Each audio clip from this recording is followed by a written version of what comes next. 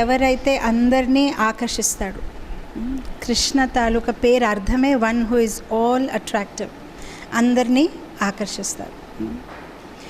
అయితే శాస్త్ర ప్రకారము బ్రహ్మలో కొన్ని గుణాలు ఉన్నాయి, ఒక 50 లక్షణాలు ఉన్నాయి బ్రహ్మలో.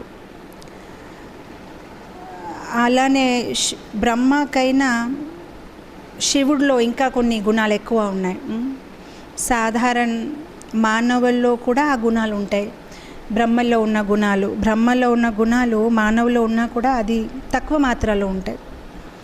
సో శివుడిలో ఉన్న లక్షణాలు బ్రహ్మకైనా ఒక 5 లక్షణాలు ఎక్కువ, అలానే శివుడికైనా విష్ణువులో ఒక 5 లక్షణాలు ఎక్కువ, అలానే విష్ణుకైనా కృష్ణుడిలో ఒక 4 లక్షణాలు ఎక్కువ ఉన్నాయి.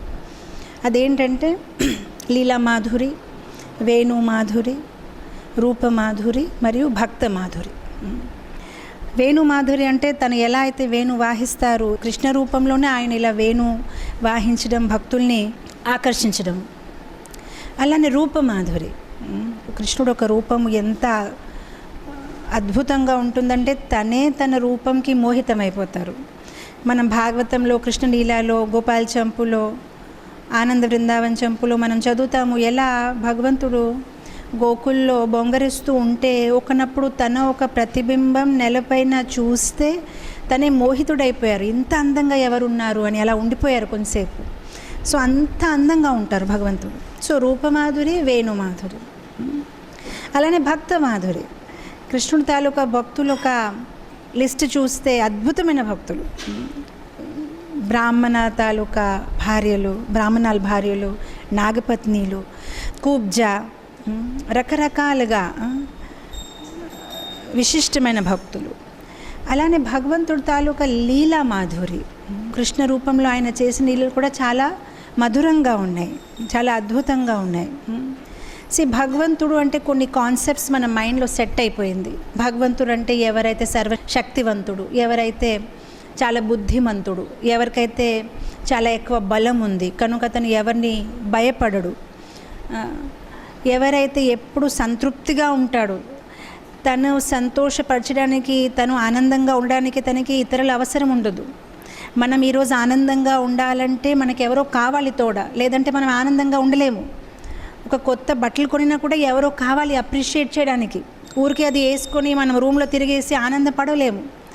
ఏదైనా తిన్నాము, ఎక్కడైనా వెళ్ళామంటే ఎవరితో షేర్ చేయాలి, అప్పుడే ఆనందం, లేదంటే ఆనందం లేదు. సో మానవులకి ప్రతి ఒక్క నిమిషం ఎవరో ఒకరు తోడు కావాలి. కానీ భగవంతుడు తనకి ఎవరు అవసరం లేదు, తనలోనే తను ఆనందంగా ఉంటాడు. కానీ కృష్ణలీలలో చూస్తే ఇలాంటి క్వాలిటీస్ ఏది టిక్ చేయలేము, ప్రతి ఒక్కటి వ్యతిరేకంగానే చేస్తాడు. భగవంతుడిలో భయం ఉండకూడదు, తనకు భయంగా ఉంటుంది. ఎవరితో భయపడతారు? యశోదామాతతో.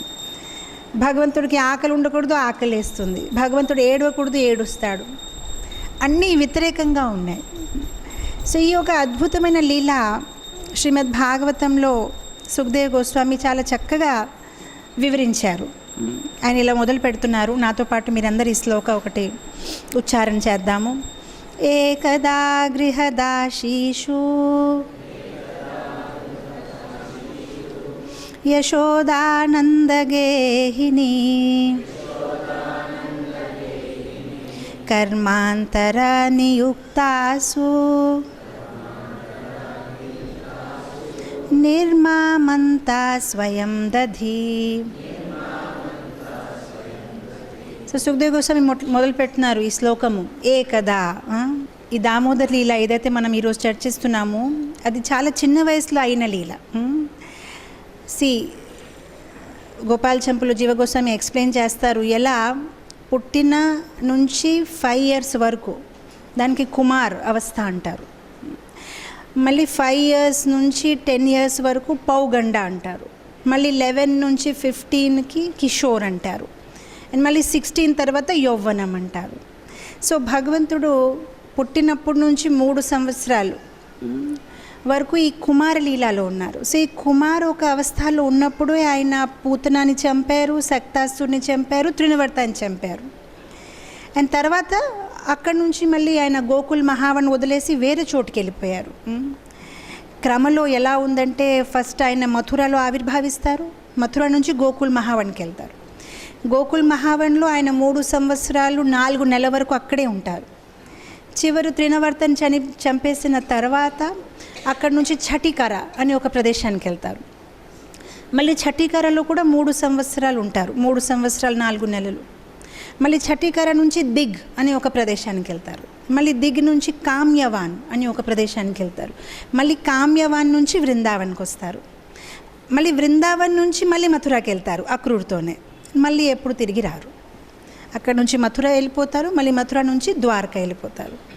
సో ఈ విభిన్నమైన లీలాలు వేరే వేరే చోట్ల అయ్యాయి. అన్ని బృందావన్లో అవ్వలేదు, అన్ని గోకుల్లో అవ్వలేదు. కానీ ఈ దామోదర్ లీల అయితే గోకుల్లో అయ్యింది. ఎప్పుడైతే భగవంతుడు ఇంకా చాలా చిన్న వయసులో ఉన్నారు, ఇంకా 3 సంవత్సరాలు కూడా దాటలేదు. అయితే కొన్ని లీలలు మనం వింటూ ఉంటే అది చాలా అద్భుతంగా అనిపిస్తాయి. చిన్న బాబు ఇలా చేయగలుగుతున్నాడు. కానీ భగవంతుడి దగ్గర సమయం తక్కువ ఉంది కనుక ఆయన అన్ని ఫాస్ట్ 10 ఇయర్స్ లోపల మొత్తం రాసలీల కూడా అయిపోయింది, అన్నీ అయిపోయింది. వైండప్ అయి 10 ఇయర్స్ 4 మంత్స్కి ఆయన మథురకి వెళ్ళిపోయారు కంసని చంపడానికి. సో ఇక్కడ సుఖదేవ్ గోస్వామి మొదలుపెట్టినారు ఏకదా గృహదాసీసు. ఏకదా అంటే వన్స్ అపాన్ ఏ టైం. స్టోరీ అలానే మొదలు పెడతాం కదా, ఒక్కనాడు ఇలా అయ్యింది. గృహదాసేసు, గృహలో ఉన్న దాసీలు ఏం చేశారు, వాళ్ళందరూ ఏదో బిజీలో ఉన్నారు, ఏదో పని చెప్పారు. ఎవరు చెప్పారు? యశోద నందగేహిని. నందగేహిని అంటే ఎవరైతే నందమహారాజు తాలూకా ఈ గృహస్థ ఆశ్రమంని చక్కగా చూసుకుంటున్నారు ఆ యశోద మాత ఏం చేశారు, ఆవిడే ఈ దాసీలందరికీ ఏదో పని చెప్పారు. అయితే ఈ పరివేశం ఎలా ఉందంటే, దీవాలి రోజు జరిగిన ఈ కథ దామోదర్ లీల. ఆ రోజు దీవాలి పొద్దునందరూ తొందరగా బ్రహ్మముహూర్తంలో లేచి ఉన్నారు. అయితే దీవాళీకైనా వాళ్ళకి ఇంపార్టెంట్ మరుసటి రోజు మనం గోవర్ధన్ పూజ చేస్తాం. కానీ ఇప్పటికి ఇక్కడ గోవర్ధన్ పూజ అనేది ఇంట్రడ్యూస్ అవ్వలేదు. ఇంకా చిన్నవాడు కృష్ణుడు, ఇంకా గోవర్ధన్ లీల అవ్వలేదు. కానీ వాళ్ళు ఇంద్ర పూజ చేస్తున్నారు. సో వాళ్ళందరూ ఇంద్ర పూజ ఒక హడావిడిలో ఉన్నారు. దీవాలి మరుసటి రోజు ఇంద్ర పూజ చేయాలి కనుక వాళ్ళందరూ ఎవరో పండ్లు కట్టింగ్ చేస్తున్నారు, ఎవరో ఫ్లవర్స్తో దండ తయారు చేస్తున్నారు. అందరూ చాలా హడావిడిగా ఉన్నారు. సో ఏకదా గృహదాసేషు అందరూ బిజీగా ఉంటే యశోదా నందగేహిని ఆవిడ ఏం చేశారు, కర్మంతర నియుక్తం చేశారు అందరికీ. నువ్వు ఈ పని చేసుకోమా, నువ్వు ఈ పని చేసుకొని అలా హడావిడిగా తిరుగుతున్నారు. నిర్మమంతా స్వయం దధి. ఇంకా ఆవిడేం చేస్తారు, ఇప్పుడు ఆవిడ ఖాళీగా ఉన్నారు కదా, అందరూ ఏదో పని చేస్తున్నారు, ఆవిడ మజ్జిగ చిలకడం మొదలుపెట్టారు. సో ఆ రోజుల్లో వ్రజనారీలు, పల్లెటూరులో ఉన్న విలేజ్స్లో ఉన్న లేడీసు, మహిళలు ఇదంతా పనిలో వాళ్ళు ఎప్పుడు బిజీగా ఉండేవారు. ఎంటీఆర్ మసాలా లేదు, ప్రియా మసాలా లేదు. ఏ మసాలా కావాలన్నా మనమే కష్టపడాలి. అక్కడ ఏం రెడీమేడ్గా లేదు, మిక్సీ లేదు, గ్రైండర్స్ లేదు, వెట్ గ్రైండర్ లేదు, డ్రై గ్రైండర్ లేదు. సో వాళ్ళే కష్టపడుతున్నారనమాట. సో ఇక్కడ యశోదామాత అంత కష్టపడే అవసరం లేదు. సుఖదేవ్ గోస్వామి ఎక్స్ప్లెయిన్ చేస్తున్నారు. ఎందుకంటే ఆవిడ రాణి. నంద మహారాజుకి 9 లక్షల ఆవులు ఉన్నాయి. సో చాలామంది సేవకులు ఉన్నారు పనిచేయడానికి. గోశాల డిపార్ట్మెంట్ వేరేగా ఉన్నారు, చాలామంది ఇటు అటు పనిచేస్తున్నారు. కానీ ఆవిడ అనుకుంటారు, లేదు నేను చేస్తాను, నేను ఈ పని చేస్తాను. ఎందుకు ఆవిడ ఈ పని చేయాలని అనుకుంటున్నారు? ఎందుకంటే ఈ మజ్జిగ నుంచి వచ్చిన వెన్న తను భగవంతుడిని, తను కృష్ణుడిని తినిపించాలని. ఆచార్యులు అంటారు, యశోద మహారాణి పని చేయడానికి 3 కారణాలు ఉన్నాయి. ఒకటేంటంటే ఆవిడ అనుకుంటారు, నేను నా చేతితో చేస్తే, శుభ్రంగా నీట్గా చేస్తే విష్ణుమూర్తిని నేను నైవేద్యం పెట్టవచ్చు. విష్ణుమూర్తిని నైవేద్యం పెట్టిన వెన్న కృష్ణుడికి తినిపిస్తే విష్ణుమూర్తి ఎల్లప్పుడూ తనని రక్షిస్తారు. ఇంకొకటి ఆవిడ ఏమనుకుంటారంటే, నాకు నా పుత్రుడు, నా కుమారుడు ఎంత ప్రియగా ఉన్నాడంటే పని మనుషులు ఎందుకు తన కోసం వంట చేయాలి, లేదంటే తన కోసం వెన్న తీయాలి, నేనే స్వయంగా తీస్తాను, నేనే చేసుకుంటాను. అండ్ ఇంకొకటి ఏంటంటే, కారణం ఏంటంటే ఎల్లప్పుడూ అందరూ యశోదామాతకి చెప్తూ ఉంటారు కంప్లైంట్ కానీ, ఎప్పుడు చూసినా మీ అబ్బాయి మా ఇంటికి రావడము, వెన్న దొంగలించడము. సో ఆవిడ ఒక్కొక్కసారి అనుకుంటుంది, ఎందుకు మన ఇంట్లో ఎంత వెన్న ఉంది, పెరుగు ఉంది, పాలు ఉంది, ఎందుకు ఇతరుల ఇంటికి వెళ్తున్నాడు? అయితే మన ఇంట్లో ఉన్న వెన్న మేబీ రుచికరంగా లేదేమో. ఆవిడ అనుకుంటారు, అయితే నేను రుచికరంగా తయారు చేస్తాను, అది చాలా రుచికరంగా ఉంటే కృష్ణుడు ఇంకా వేరే ఇంటికి వెళ్ళడం మానేస్తాడు. సో ఈ నంద మహారాజ్కి ఉన్న 9 లక్షల ఆవులోని 108 ఆవులు చాలా విశేషమైన ఆవులు. ఆ 108 ఆవుల్లో 8 ఆవులు ఇంకా విశేషమైన ఆవులు, వాళ్ళకి పద్మగంధ అంటారు. సో ఇప్పుడు ఈ పద్మగంధ ఆవుల్లో ఈ 8 ఆవుల్లో కూడా ఇంకా 2 ఆవులు ఇంకా విశేషమైన ఆవులు. సో ఈ ఆవులు మాత్రం ఎలాంటి గడ్డి తినేవారంటే, మామూలుగా గడ్డి పెంచాలంటే మనం ఏం చేస్తాం, నీళ్ళేయాలి. కానీ వీళ్ళు ఎలాంటి గడ్డి తినేవారు, ఈ గడ్డి కూడా 8 ఆవులు పాలు వేసి పెంచారు. సో పాలేసి పెంచిన గడ్డిని 2 ఆవులు తింటారు. మళ్ళీ ఆ తినిన తర్వాత వాళ్ళు ఇచ్చిన పాలు మాత్రం చాలా స్వాదిష్టంగా, రుచికరంగా, మంచి సువాసన కూడా వస్తుందన్నమాట. ఇలా అది మరుగుపెడితే కిలోమీటర్ల వరకు పద్మగంధ ఆవు పాలు మరుగుతుందని అందరికీ తెలుస్తుందన్నమాట. సో యశోదమాత కావాలని ఆ పద్మగంధ ఆవు పాలు తీసి దానికి మజ్జిగగా తయారు చేసి దాన్ని చాలా కష్టంతో చిలుకుతున్నారు. ఇక్కడ సుఖదేవ్ గోస్వామి అంటారు, యశోదామాత ఎంత ఆనందంగా ఈ సేవని చేస్తున్నారు. ఏదో విసగొచ్చి కాదు, నేను ఎందుకు చేయాలి, నాకేంటి అవసరం, ఎంతోమంది పని మనుషులు ఉన్నారు, చాలా ప్రేమతో ఈ సేవ చేస్తున్నారు. సో ఆ రోజుల్లో ఎలా ఉంది, ఆ మట్టి కుండలో మజ్జిగ వేసి దాని లోపల ఒక కర్ర వేసి దానికి తాడుతో కట్టి ఆ తాడుని ఇటు అటు కదిలితే ఆ కర్ర లోపల కదులుతుంది, ఆ మజ్జిగ చిలకడం అవుతుంది. సో ఆవిడ చాలా కష్టపడుతున్నారు, దాన్ని చిలుకుతున్నారు. ఇక్కడ సుఖదేవ్ గోస్వామి చాలా వివరంగా చెప్తారు. మజ్జిగని చిలుకుతున్నప్పటికీ యశోదామాత ఆవిడ చేతుల్లో గాజులు ఉన్నాయన్నమాట. సో ఆ గాజులు కూడా శబ్దం చేస్తున్నాయి. ఆ గాజులు శబ్దం చేస్తున్నారు. సుఖదేవ్ గోస్వామి ఎంత వివరంగా చెప్తున్నారు, నా యాడిషన్ ఏం కాదు. ఒక్కొక్కసారి మనం అనుకోవచ్చు, సింపుల్గా స్టోరీ చెప్పకుండా సుఖదేవ్ గోస్వామి ఇంత వివరంగా యశోదామాత ఎలా ఉన్నారు, ఏం చేస్తున్నారు, ఎందుకు చెప్తున్నారంటే ఆయన మనకు ఒక ఎక్స్పీరియన్స్ ఇస్తున్నారు. ఎలా భగవంతుడే అందంగా కాదు, భగవంతుడు తాలూకా అమ్మగారు కూడా ఎంత అందంగా, ఎవరైతే స్వామికి తల్లిగా వస్తారో ఆవిడ ఎంత అందంగా ఉంటారు.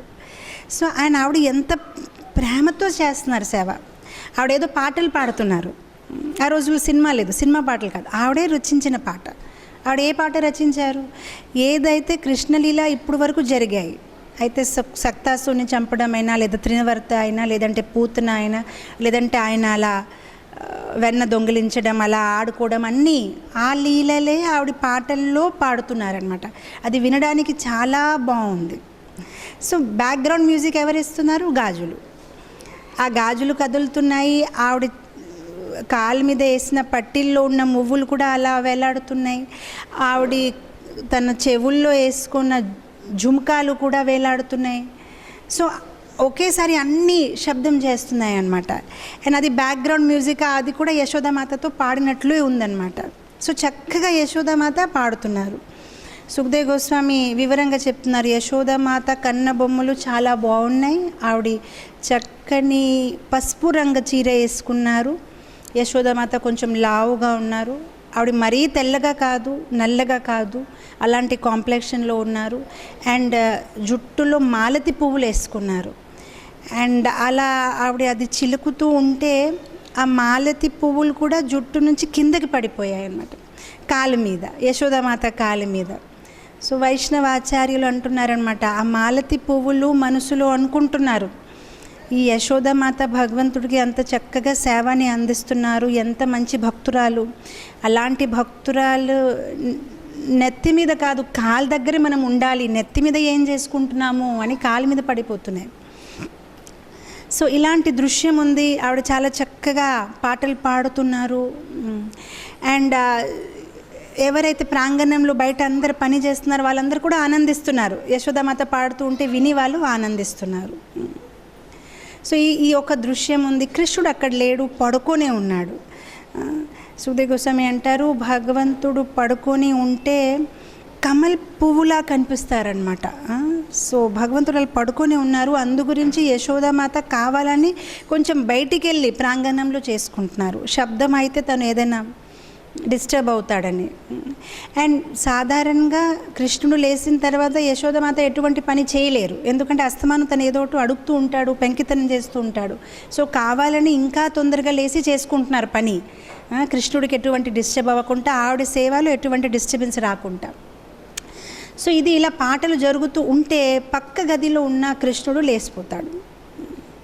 సో సాధారణంగా పిల్లలు ఒక అలవాటు ఏంటి, లేచిన వెంటనే ఇటు అటు చేతి పెడతారు, తల్లి ఉందో లేదో, లేదంటే వెంటనే ఇంకా గట్టిగా అరుస్తారనమాట. సో వెంటనే కృష్ణుడు ఎప్పుడైతే తన కళ్ళు తీర్చాడు, పక్కనే వెతుకుంటున్నాడు ఎక్కడుంది అమ్మ అని. ఎప్పుడైతే ఆవిడకి కనిపించలేదు, తను చాలా కోపంతో కింద దిగారు, మంచం నుంచి కింద దిగారు, ఎక్కడుంది అని వెతుకోవడము మొదలుపెట్టారు. వైష్ణవాచార్యులు అంటున్నారు, అసలు భగవంతుడు ఆ సమయానికి ఎప్పుడు లేసేవారు కాదు, ఎందుకు ఈరోజు తొందరగా లేసిపోయారు. సో వైష్ణవ ఆచార్యులు దానికి భాష్యం ఇస్తున్నారు, ఎందుకైనా లేసారు. యశోదామాత చాలా భావంతో భక్తియుక్త సేవని అందిస్తున్నారు. ఎప్పుడైతే మనం భగవంతుడికి సేవని అందిస్తామో తనే మన దగ్గరకు వస్తారు, మనం తన దగ్గర వెళ్ళే అవసరం లేదు. భగవంతుడు ప్రసన్నం అవుతారు. ఎవరైతే భగవంతుడికి భావభరితంగా సేవని అందిస్తారో భగవంతుడు వాళ్ళని వెతుకుంటూ వస్తారు. మనకేం కావాలి, మనకి డైరెక్ట్ భగవంతుడు కావాలి, తర్వాత చేద్దాం సేవ అని మనం సేవని పక్కనే తోసేస్తాం. కానీ సేవకే మనం ముందు ఇంపార్టెన్స్ ఇస్తే సేవలో అన్నీ దొరుకుతాయి. మొన్ననే ప్రభుపాద శిష్యులు మాయాపూర్లో చాలా చక్కగా ప్రవచనంలో చెప్తున్నారు, మనం ఎక్కడికి వెళ్ళినా మన జీవితం ఒక ఉద్దేశం ఉండాలి, సేవ. నేను ఎలా ఇతరుల్ని సేవని అందించాలి, ఆ ఒక భావంలో మన జీవితాన్ని గడిపితే మన జీవితంలో అన్ని శుభమవుతాయి, ఫ్రిక్షన్ అవ్వదు, అండ్ ప్రశాంతంగా భక్తి జీవితంలో ముందుకెళ్తాం. కొన్ని రోజుల కిందట నేను ఉడిపి వెళ్ళాను, మొట్టమొదటిసారి. నేను ఇంతకన్నా ముందు ఉడిపి ఎప్పటికి వెళ్ళలేదు. ఉడిపి టెంపుల్ దర్శనంకి వెళ్ళినప్పుడు సంహావ్ భగవంతుడు ఒక కృప వల్ల పెద్దగా రష్ లేదు. సో నేను ప్రభుజీ మేము లైన్లో నిలబడినప్పుడు మేబీ ఒక 7-8 మంది ముందు ఉన్నారేమో, పెద్దగా రష్ లేదు. లైన్లో నిలబడాము, మేము దర్శనంకి వచ్చాము. ఉడిపి గుడి తాలూకు ఒక ప్రత్యేకత ఏంటంటే మీరు విగ్రహాన్ని మొత్తం చూడలేరు, కిటికీ నుంచి చూడాలి.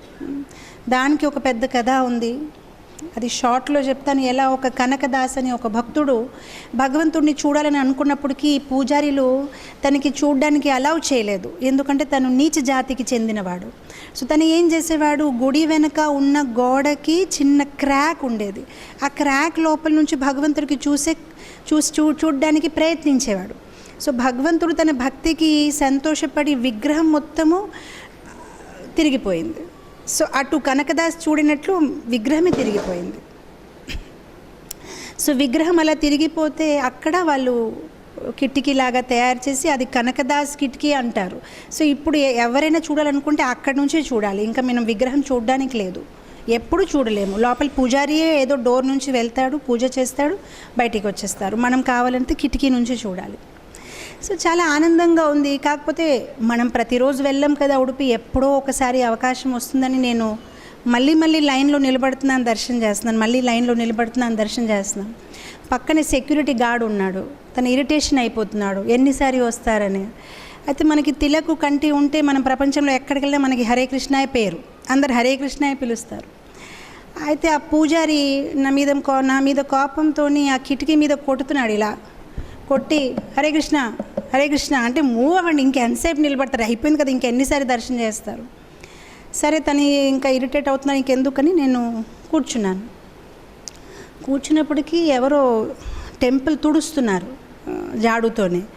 ఎలాగో దర్శనం చేయడానికి ఇతను హరే కృష్ణ అరుస్తున్నాడు కదా, ఇంకెందుకని నేను వాళ్ళకి అడిగాను, కొంచెం నేను సేవ చేస్తాను ఇస్తారా అని. 1 నిమిషం అయితే చూశారు, ఏంటి ఎందుకు ఇలా అడుగుతున్నారని. సరే చెయ్యండి నాకెందుకని ఇచ్చేశారు. మొత్తం టెంపుల్ అంతా తుడిచాను.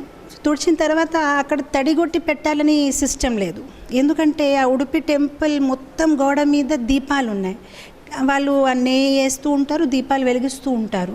మొత్తం మీద ఫ్లోర్ కూడా నడిచినప్పుడు చాలా స్టిక్కీగా ఉంటుంది. సో వాళ్ళు ఎలా తడిగొత్తి పెడతారంటే ఏదో పౌడర్ లాగా వేస్తారు, అది బట్టతో క్లీన్ చేసినప్పుడు ఆ నాన్ గ్రీజ్ అంతా పోతుంది. సో తుడవడం అయినప్పటికీ నేను చెప్పాను, నేను చేస్తానండి తడిగొట్టి పెట్టడం. సరే చెయ్యండి అని ఆ పౌడర్ వేస్తూ మొత్తం టెంపుల్ అంతా మేము క్లీన్ చేశాను. క్లీన్ చేయడం అయిపోయింది కదా, చేతులు తుడిచేసి వచ్చాను. వచ్చినప్పటికీ ఎవరైతే అక్కడ చాలామంది పూజారీలు తిరుగుతున్నారో నన్ను చూసి హరే కృష్ణ మీరు ఇక్కడ నుంచి దర్శనం చేస్తే ఇంకా బాగుంటుంది, మీరు ఇలా రండి ఇంకా బాగుంటుంది అని ఇప్పుడే ఇంతవరకు ఎవరు మీరు రండి దర్శనానికి ఏం చెప్పట్లేదు. ఎప్పుడైతే సేవని అందించామో వెంటనే ప్రతి ఒక్కరూ పలుకుతున్నారు. అండ్ అదే కాదు, ఆ తర్వాత సెక్యూరిటీ గార్డ్ ఎవరైతే వెళ్ళిపోమన్నారు తను నా దగ్గరకు వచ్చి చెప్తున్నారు, మీరు ఇంకా లైన్లో వెళ్ళొద్దు, మీరు కావాలంటే ఇక్కడ నుంచి దర్శనం చేసుకోండి, ఇంకా లైన్లో వచ్చే అవసరం లేదు. సో అప్పుడు తను ఎక్కడైతే నిలబడారో అక్కడి నుంచి చక్కగా దర్శనం అయింది. పొద్దున కూడా పంచామృత అభిషేకం కూడా దగ్గరుండి.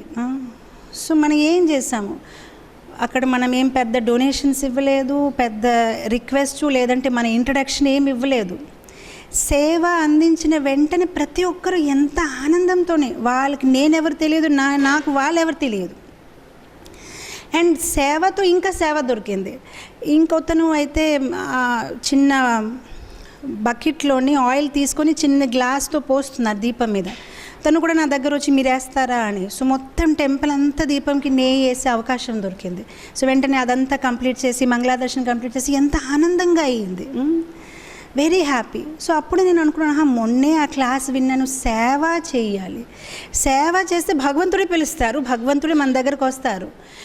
నాకు సేవ ఎందుకు, నేను దర్శనం చేయడానికి వచ్చాను అంత దూరం నుంచి, నాకెందుకు, నేను తుడవాలనుకుంటే మన టెంపుల్లో కూడా తుడచవచ్చు, నేను ఇక్కడ దర్శనం చేసుకుంటాను, నేను అప్పుడు దర్శనం అవ్వదు. దర్శనం ఎందుకు, ఇక్కడ ఎంతోమంది భక్తులు వచ్చారు, వాళ్ళు ఒక పాదపద్మ ధూళి శిరస్సు మీద ధరించాలి, అంత పెద్ద అవకాశం మనకి ఎక్కడ దొరుకుతుందని వెంటనే కృష్ణుడే పిలుస్తున్నారా, నిలబడు, చూడు, దర్శనం చేసుకో. భక్తియుక్త సేవ.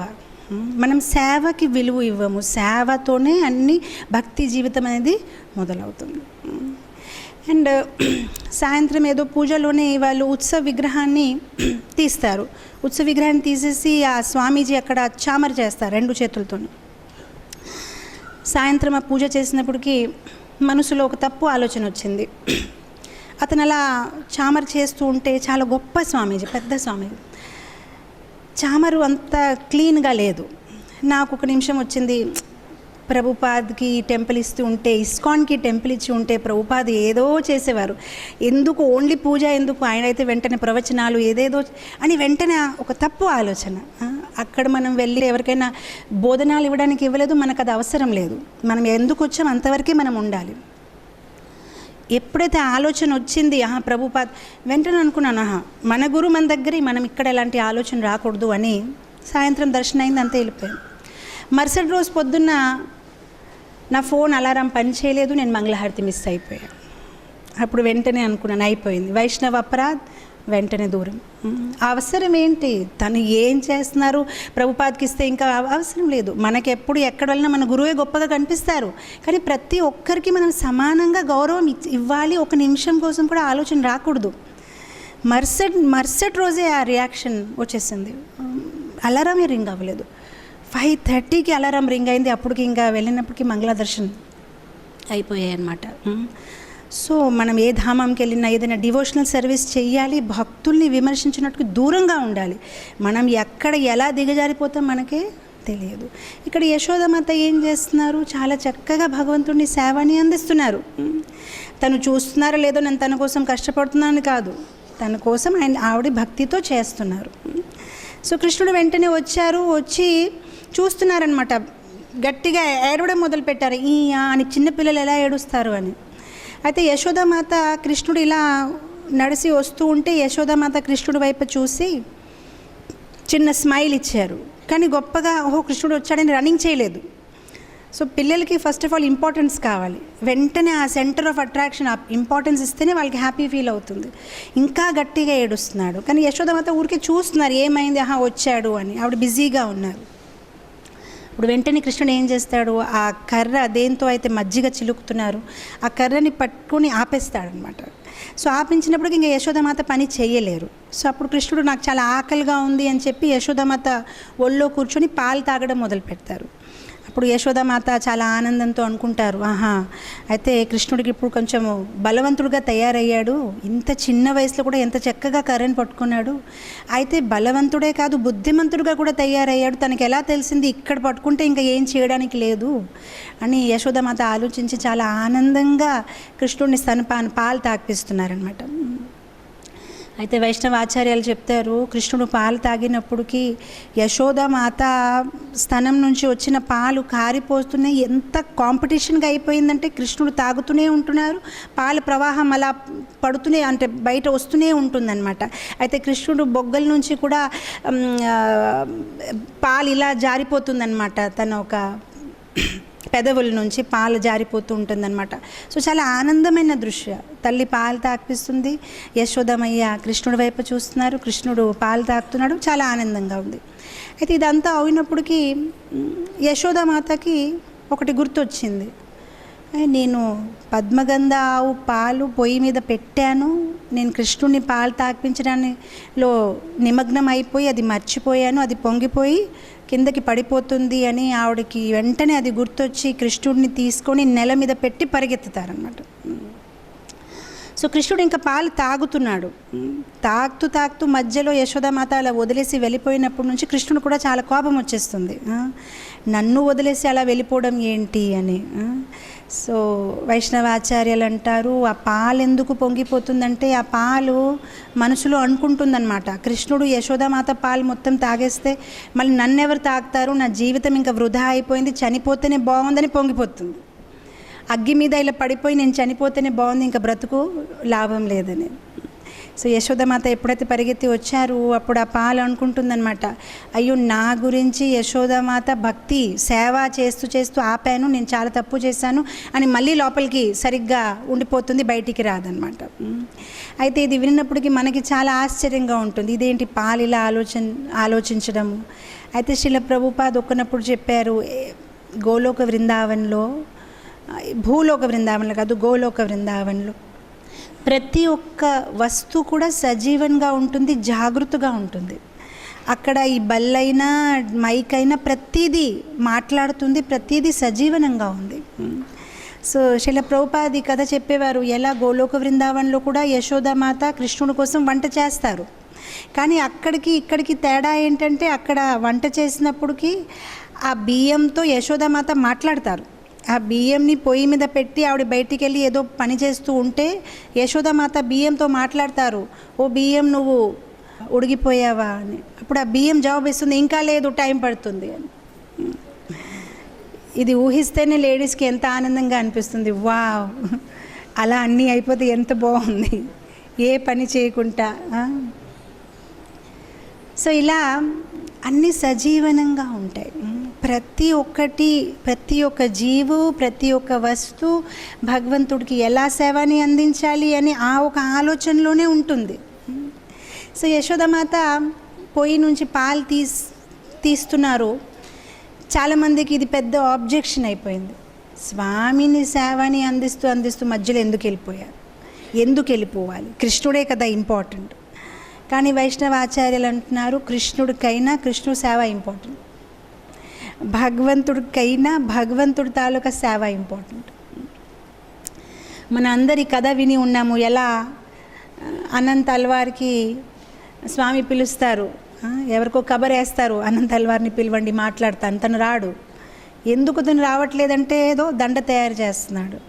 సో ఎప్పుడైతే దండ తయారు చేసి వస్తాడు స్వామి దగ్గరికి, స్వామి అంటారు, నాకు వద్దు నీ దండ, నేను పిలిచినప్పుడు నువ్వు రాలేదు, ఇంకెందుకు నీ దండ ఎందుకు అని. అప్పుడు అతను స్వామితో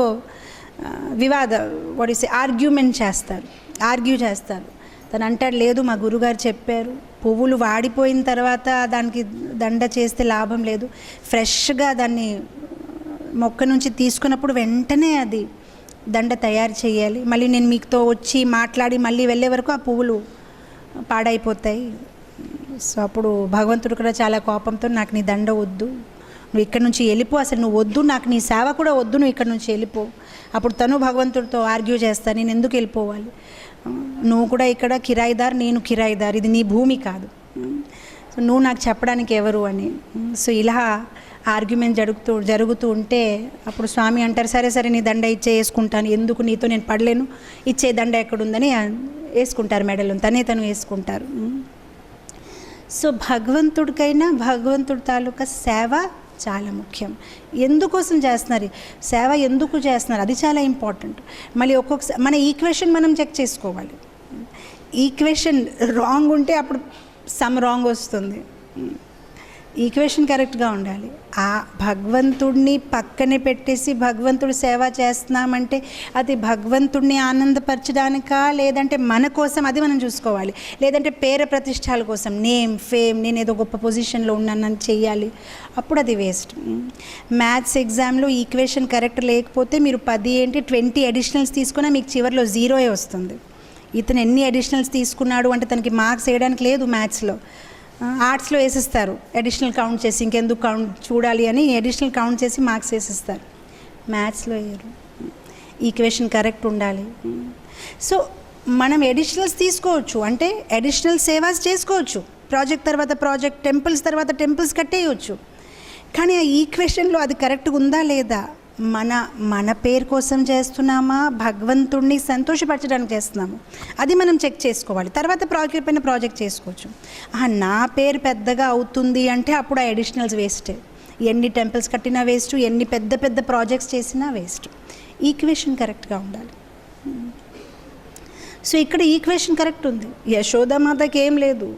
ఆవిడ అనుకుంటున్నారు నా పాలు ఎలాగో తాగుతాడు, కానీ పద్మగంధ పాలు, ఇంకా నేను వెన్న తయారు చేయాలి, ఇంకా చాలా పనులు ఉన్నాయి, భగవంతుడు తాగిపించాలి, కృష్ణుడికి అది తాగిపించాలి.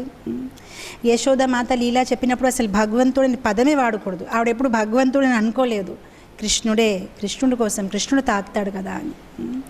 సో ఇలా యశోదామాత ఆ పాల్ని తీసి మళ్ళీ వెనక వచ్చినప్పటికి ఇక్కడ పెద్ద ఘటన జరిగింది. కృష్ణుడు ఏమనుకుంటున్నాడు మనస్సులోనే, నన్ను వదిలేసి నన్ను ఇంపార్టెన్స్ ఇవ్వకుండా వెళ్ళిపోవడం ఏంటి, ఇప్పుడు నేను ఎంత ఇంపార్టెంట్ పర్సన్ అని నేను చూపిస్తాను అని వెంటనే కోపంతోనే, ఇక్కడ వైష్ణవాచార్యులు అంటున్నారనమాట, తన తెల్లగా ఉన్న పళ్ళుతోని పెదవులు కొరుకుంటున్నారనమాట చాలా గట్టిగా. ఇంకేం, నేను ఏదో చూపిస్తాను, ఏదో చేస్తాను ఈరోజు, నేను ఎంత ఇంపార్టెంట్ నేను చూపించాలి. సో అక్కడ మసాలా దంచే రాయి ఉందన్నమాట. సో ఆ రాయి తీసుకొని ఏ కొండ లోపల మజ్జిగ ఉంది, యశోదామాత అంత కష్టపడుతున్నారు, దాన్ని పగలగొట్టాడు. అండ్ అది కూడా చాలా సింపుల్గాని పెద్ద శబ్దం చేయకుండా కొట్టాడు. అక్కడ పెద్ద కన్నం తయారయ్యి మొత్తం అంతా మజ్జిగ బయటికి వచ్చేసింది. సో మొత్తం అంతా బయటికి మజ్జిగ ఎప్పుడైతే బయటికి వచ్చేసింది, అప్పుడు వెంటనే తను అనుకుంటాడు, అయ్యో నేను తప్పు చేశాను. కోపంలో ఏదైనా చేసేస్తాం, కానీ తర్వాత అయ్యో ఇది ఎందుకు చేశాను, ఆ నిమిషం అలా అయిపోయింది. సో ఎప్పుడైతే అది పగలు కొట్టేశాడు, అప్పుడు ఆలోచించాడు, నేను చాలా తప్పు చేశాను, ఇప్పుడు నాకు అమ్మ శిక్షిస్తుంది. సో వెంటనే భయంతో ఎక్కడ పారిపోవాలి అంటే, పిల్లలు వాళ్ళకి అంత సెన్స్ ఉండదు. సో దానికి వేరే దిశలో పారిపోకుండా ఆ మజ్జిగ మీదే కాలేసి తొక్కి వెళ్తున్నారు. సో ఇప్పుడు తొక్కి ఎక్కడికి వెళ్ళాలి అర్థం అవ్వకుండా యశోద మహారాణి ఒక భవనం చాలా విశాలంగా ఉంది. సో ఇలా వాక్ చేస్తూ స్టోర్ రూమ్ లోపలికి వెళ్ళిపోయారు. సో ఆ స్టోర్ రూమ్లో ఇంకా పాలు, ఇంకా వెన్నలు, ఇంకా ఆ రోజుల్లో వాళ్ళు తాడుతోని ఇలా పైన సీలింగ్ నుంచి ఇలా వేలాడుతూ ఉంటాయన్నమాట. సో అంతా అలా పైన ఎత్తు మీద ఉన్నాయి. సో అప్పుడు అతను అనుకుంటారు, ఒక్క కుండే కాదు మొత్తం అంతా పగలు కొడితే ఇంకా బాగుంటుంది, నాకెందుకు వదిలేసి వెళ్ళిపోయారని ఆ కోపంతోనే. సో అప్పుడు వెంటనే తను ఏమనుకుంటే, అదంతా చాలా ఎత్తుగా ఉంది కనుక అక్కడ ఒక చెక్క రోల్ ఉందన్నమాట. ఆ చెక్క రోల్ని తిరిగేసి దాని మీద ఎక్కి అక్కడ నుంచి అన్ని వెన్న, అన్ని పెరుగు అన్నీ తీస్తున్నారన్నమాట చేతేసి. సో ఎప్పుడైతే కృష్ణుడు ఇలా చేయడం మొదలుపెట్టాడు, చుట్టుపక్క ఉన్న కోతీలు, కాకులు అన్నీ వచ్చేసాయి అక్కడికి. వాళ్ళకి అలవాటే. కృష్ణుడు యశోదామాత ఒక భవనము ఎంత విశాలంగా ఉంది, పెద్ద పెద్ద కిటికీలు ఉన్నాయి, అన్నీ కనిపిస్తాయి అన్నమాట. ఎయిర్ కండిషన్ లేదు, సో డోర్స్ క్లోజ్ లేదు, అన్నీ ఓపెన్గానే న్యాచురల్ ఎయిర్ వస్తుందన్నమాట. సో వెంటనే అది కూడా లోపలికి వచ్చేసాయి అనమాట. సో లోపలికి వచ్చినప్పుడు కృష్ణుడు వాళ్ళని కూడా పంచుతున్నారనమాట. సో ఆచార్యులు, వైష్ణవ ఆచార్యుల భాష్యంలో చెప్తారు, ఎందుకంటే శ్రీరాముడు ఒక అవతారంలో వచ్చినప్పుడు కోతిలు భగవంతుడికి చాలా సాయం చేశారు, చాలా హెల్ప్ చేశారు. కానీ భగవంతుడు ఎల్లప్పుడూ ఫీల్ అయ్యేవారనమాట, వాళ్ళు నాకు అంతలాగా సాయం చేసినా నేను పెద్దగా వాళ్ళ కోసం ఏమీ చేయలేకపోయాను. సో అందుకోసం ఆ కోతిలే కృష్ణుడిగా అవతరించినప్పుడు ఆ కోతిలే అక్కడ వ్రజలీలలో వచ్చారు. సో ఇప్పుడు కృష్ణుడు చాలా ప్రేమతో వాళ్ళని తినిపిస్తున్నారు, మీరు తినండి అని, నాకు ఎంత సేవని అందించారు, మీరు తినండి అని. సో ఆ కోతిల్ని ఇలా వెన్న ఇస్తూ ఉంటే ఆ కాకిలు కూడా వెన్న తింటూ ఉంటే ఇటు యశోదామాత వచ్చారు. పాల్ని పెట్టేసి మళ్ళీ వచ్చినప్పటికీ ఆవిడ చూసి ఆశ్చర్యపోయారు, ఇదేంటి ఇలా జరిగింది అని. సో ఎప్పుడైతే యశోదామాత ఇదంతా చూసారో ఆవిడకి వెంటనే తెలిసిపోయింది ఇది కృష్ణుడే చేసి ఉంటాడు. ఎందుకంటే కృష్ణుడు అక్కడ లేడు. అక్కడ తను ఉంటే ఆవిడ అనుకోవచ్చు మేబీ ఓ కోతి వచ్చి పగిలేసిందో ఏంటో, కానీ కృష్ణుడు అక్కడికి లేడు. సో అతను ఏదో చేసి ఉంటే కదా పారిపోతారని ఆవిడ ఆలోచిస్తున్నారు. ఇక్కడ సుఖదేవ్ గోస్వామి అంటారు ఆవిడ చిన్న స్మైల్ వేసి ఆవిడ ఒక వేళ ముక్కు మీద ఇలా పెట్టుకుని ఆలోచిస్తున్నారు ఇంకేం చెయ్యాలి అని. సో వెంటనే ఆవిడ అనుకుంటారు సరే క్రమశిక్ష అనేది ఉండాలి, నేను చాలా దానికి ముద్దు చేసేస్తున్నాను, ఇది మంచిది కాదు. సో వెంటనే ఆవిడ ఒక కర్ర తీసుకుంటుంది. సో కర్ర తీసుకొని ఇంకా కృష్ణుడికి వెతకడం మొదలు పెడుతుంది, ఎక్కడ ఉన్నాడు తను, ఈరోజు నేను కొట్టితేనే తను సరిగ్గా ఉంటాడు అని. సో యశోదామాత ఆ కర్ర పట్టుకొని వెళ్ళిపోతూ ఉంటే ఆవిడకి పెద్ద ప్రాబ్లం అవ్వలేదు కృష్ణుడిని వెతుకోవడం. ఎందుకంటే ఆ మజ్జిగ పైన కాలు వేసినప్పటికీ తన కాలు మీద అదంతా మట్టేసి ఉంది. సో ఆయన ఎక్కడెక్కడికి వెళ్తున్నారో అక్కడ కాలు ముద్ర, ఆయన ఒక పాదపద్మాలు ముద్రించి ఉన్నాయి నేల మీద. యశోదామాత కూడా చాలా జాగ్రత్తగా మెల్లమెల్లగా నడుస్తున్నారు. ఎందుకంటే ఆవిడ తొందరగా నడుస్తే ఆవిడ కాలు పట్టీలు శబ్దం చేస్తే కృష్ణుడికి తెలిసిపోతుందని. సో ఆవిడ కూడా చాలా మెల్లమెల్లగా ఆ కర్ర పట్టుకొని నడుస్తూ ముందుకు వెళ్తున్నారు. సో ముందుకు వెళ్ళిపోయినప్పటికీ అక్కడ ఏం చూశారు దృశ్యము, కృష్ణుడు అందరికీ వెన్న పంచుతున్నారు. సో కృష్ణుడు కూడా చాలా జాగ్రత్తగా ఉన్నాడు. తన చెవులు కరెక్ట్గా ఓపెన్ పెట్టుకున్నాడు, ఎందుకంటే తెలుసు యశోదామాత వస్తారని. సో అతను వింటూ ఉంటున్నారు, ఎవరు రాలేదు కదా అని చాలా టెన్షన్తో తింటున్నాడు. సో ఇలా ఆ వెన్న కోతిలతో ఇస్తూ ఉంటే ఒక కోతి చేతిలో వెన్న తీసుకొని అలా ఉండిపోయేది, నోటంతా అలా ఓపెన్గా పెట్టేసుకొని చాలా భయంతో. అప్పుడు కృష్ణుడు అనుకుంటే ఎందుకు ఇతను ఇంత భయపడుతున్నాడని అప్పుడు వెనక చూస్తాడు. ఆ కోతి ఎందుకు భయపడాడంటే యశోదామాత కనిపిస్తున్నారు కర్రతోనే. సో అతను వెనక టర్న్ అయినప్పటికీ ఈ కోతిలు కాకిలు అందరూ పారిపోతారు తొందరగానే, కృష్ణుడు మాత్రం దొరికిపోతాడు. సో యశోదామాత వెంటనే కృష్ణుడిని పట్టుకుందామని చేతు బయట పెట్టినప్పటికీ తను రోడ్ల మీద నుంచి దూకి పారిపోతారు. యశోదామాత కూడా ఈరోజు చాలా కోపంగా ఉన్నారు. ఆ నేను వదలను తని కూడా వెనక పరిగెత్తుతున్నారు. అయితే మామూలుగా పిల్లలు అనుకుంటారు పోనీ ఇంట్లో అయితే మమ్మీ కోపం అవుతారు, కానీ పక్కింటికి వెళ్ళిపోయినా ఆంటీ హౌస్కి వెళ్ళిపోయినా అక్కడ ఏం చెప్పరు. అతను కూడా అలానే అనుకున్నారు, పోనీ ఇంట్లో ఉంటే కదా ప్రాబ్లం, బయటికి వెళ్ళిపోతాను అప్పుడు ఇంకా ఇతరులు అందరూ చూస్తారు కదా ఆవిడ ఆపేస్తారు, ఆవిడ ఎందుకు నా వెనక పెరుగుతారు. కానీ యశోదామాత ఈరోజు వదలలేదు, ఎవరు చూసినా పర్వాలేదు నేను మాత్రం కొట్టాలి ఈరోజు. సో కృష్ణుడు అలా పరిగెత్తుతూ ఉంటే యశోదామాత కూడా ఇంటి నుంచి బయటికి అలా పరిగెత్తున్నారు. రోడ్డు మీద ఎక్కడైతే వాళ్ళ ఇంటి నుంచి కొంచెం ప్రాంగణం అంతా అక్కడ ఇద్దరు పరిగెత్తుతున్నారు. సుఖదేవ్ గోస్వామి అంటున్నారు యశోదామాత లావుగా ఉండేవారు కనుక ఆవిడ అంత వేగంగా పరిగెత్తలేకపోతున్నారనమాట కృష్ణుడు. కానీ కృష్ణుడు చిన్న బాబు తొందరగా పరిగెత్తుతున్నారు. కానీ యశోదామాత వదలలేదు, ఆవిడ ఆ ఒక కర్రని ఇలా పట్టుకొని పరిగెత్తుతున్నారనమాట. సో ఈ దృశ్యం చూసినప్పటికీ ఆకాశంలో ఉన్న దేవతలు, గంధర్వాలు, సిద్ధాలు అందరూ నవ్వుతున్నారు. యశోదామాత ఎవరిని పట్టుకోవడానికి ప్రయత్నిస్తున్నారు, యోగిలు ఎవరికైతే పట్టుకోలేకపోయారు. ఎన్ని యుగాలు నుంచి పూజ చేసినా, ధ్యానం తపస్య చేసినా భగవంతుని పట్టుకోలేము. ఈవిడ చాలా ఈజీగా పట్టుకోవాలని ప్రయత్నిస్తుంది, ఎంత అద్భుతంగా ఉంది అని. అండ్ కృష్ణుడు కూడా మొహం ఎలా పెట్టాడంటే అతనికి చాలా భయంగా ఉంది అని అలా మొహం పెట్టారు. సో ఇప్పుడు కృష్ణుడు ఏం చేస్తున్నాడంటే ఉట్టి పరిగెత్తడం కాదు, ప్రతి ఒక్క నిమిషంకి వెనక చూస్తున్నాడు ఎంతవరకు వచ్చారు అని. సో ఇలా అతను పరిగెత్తుతూ ఉంటే మొత్తం మీద యశోదామాత పట్టుకున్నారు. దామోదరాష్టకంలో ఈ లీలా గురించి సత్యవతముని ఇంకా చక్కగా చెప్తారు. ఎలా వెనక నుంచి ఇప్పుడు పిల్లల్ని మనం వెనక నుంచి షర్ట్ పట్టుకుంటాము, అలా వెనక నుంచి ఇలా పట్టుకున్నారనమాట. సో మొత్తం మీద యశోదామాత తన కుడి చేతి పట్టుకొని ఆపేశారు కృష్ణుడికి అనమాట. ఇప్పుడు కృష్ణుడు అనుకున్నాడు మనసులో, ఎలాగో ఇప్పుడు నాకు పట్టుకున్నారు కదా, ఇప్పుడు నెక్స్ట్ ఏంటి, ప్లాన్ బి పట్టుకున్నారు, ఇంక నెక్స్ట్ ప్లాన్ ఏం చేయాలి. గట్టిగా ఏడవటం మొదలుపెట్టేశారు. సో గట్టిగా ఏడుస్తే అమ్మ వదిలేస్తుంది కదా అని. సో వైష్ణవ ఆచార్యులు అంటారు దీస్ ఆర్ క్రొకడైల్ టీయర్స్, దొంగ ఏడుపు. అసలు ఏడుపు రావట్లేదు, కానీ మళ్ళీ ఏదో చెయ్యాలి కదా యాక్టింగ్ అని అలా ఏడుస్తున్నారు అన్నమాట. సనాతన్ గోస్వామి అంటారు ఇది యాక్టింగ్ కాదు. సనాతన్ గోస్వామి తన టిప్పణిలో అంటారు ఇది యాక్టింగ్ కాదు, నిజంగానే భగవంతుడు ఏడుస్తున్నారు, నిజంగానే తను కోపపడారు. ఆ రాయితోని ఎప్పుడైతే ఆ కుండని పగలగొట్టారో అక్కడ ఎవరు లేరు, ఆ ఒక్క గదిలో తనే ఉన్నారు. యాక్టింగ్ ఎప్పుడు చేస్తాం? చుట్టుపక్కల ఎవరైనా చూడ్డానికి ఉంటే అప్పుడు కదా యాక్టింగ్ చేస్తాం. అక్కడ ఎవరు లేరు కానీ తను కోపం చూపిస్తున్నారంటే నిజంగానే తనకి కోపం వచ్చిందేమో యశోదామాత మీద. సనాతన గోస్వామి అంటారు, కృష్ణుడు ఎందుకు యశోదామాతకి ఆపుతున్నాడు పని చేయడానికి అంటే, కృష్ణుడు మనసులో అనుకుంటున్నాడు, తల్లి నువ్వు ఎంత కష్టపడి ఎన్ని తపస్యాలు చేసినప్పుడు నన్ను పొందావు, ఇప్పుడు ఇంకెందుకు కష్టపడుతున్నావు, నేను ఆల్రెడీ ఉన్నాను కదా నీ దగ్గర, ఇంకేంటి అవసరము. కొంతమంది వైష్ణవ ఆచార్యులు అంటున్నారు, కృష్ణుడు అనుకుంటున్నాడు అనమాట, ఈ చిలకడం అనేది ఎవరు చేస్తారు? జ్ఞానీలు జ్ఞానంని చిలుకుతారు దాని ఒక సారాంశాన్ని తెలుసుకోవడానికి.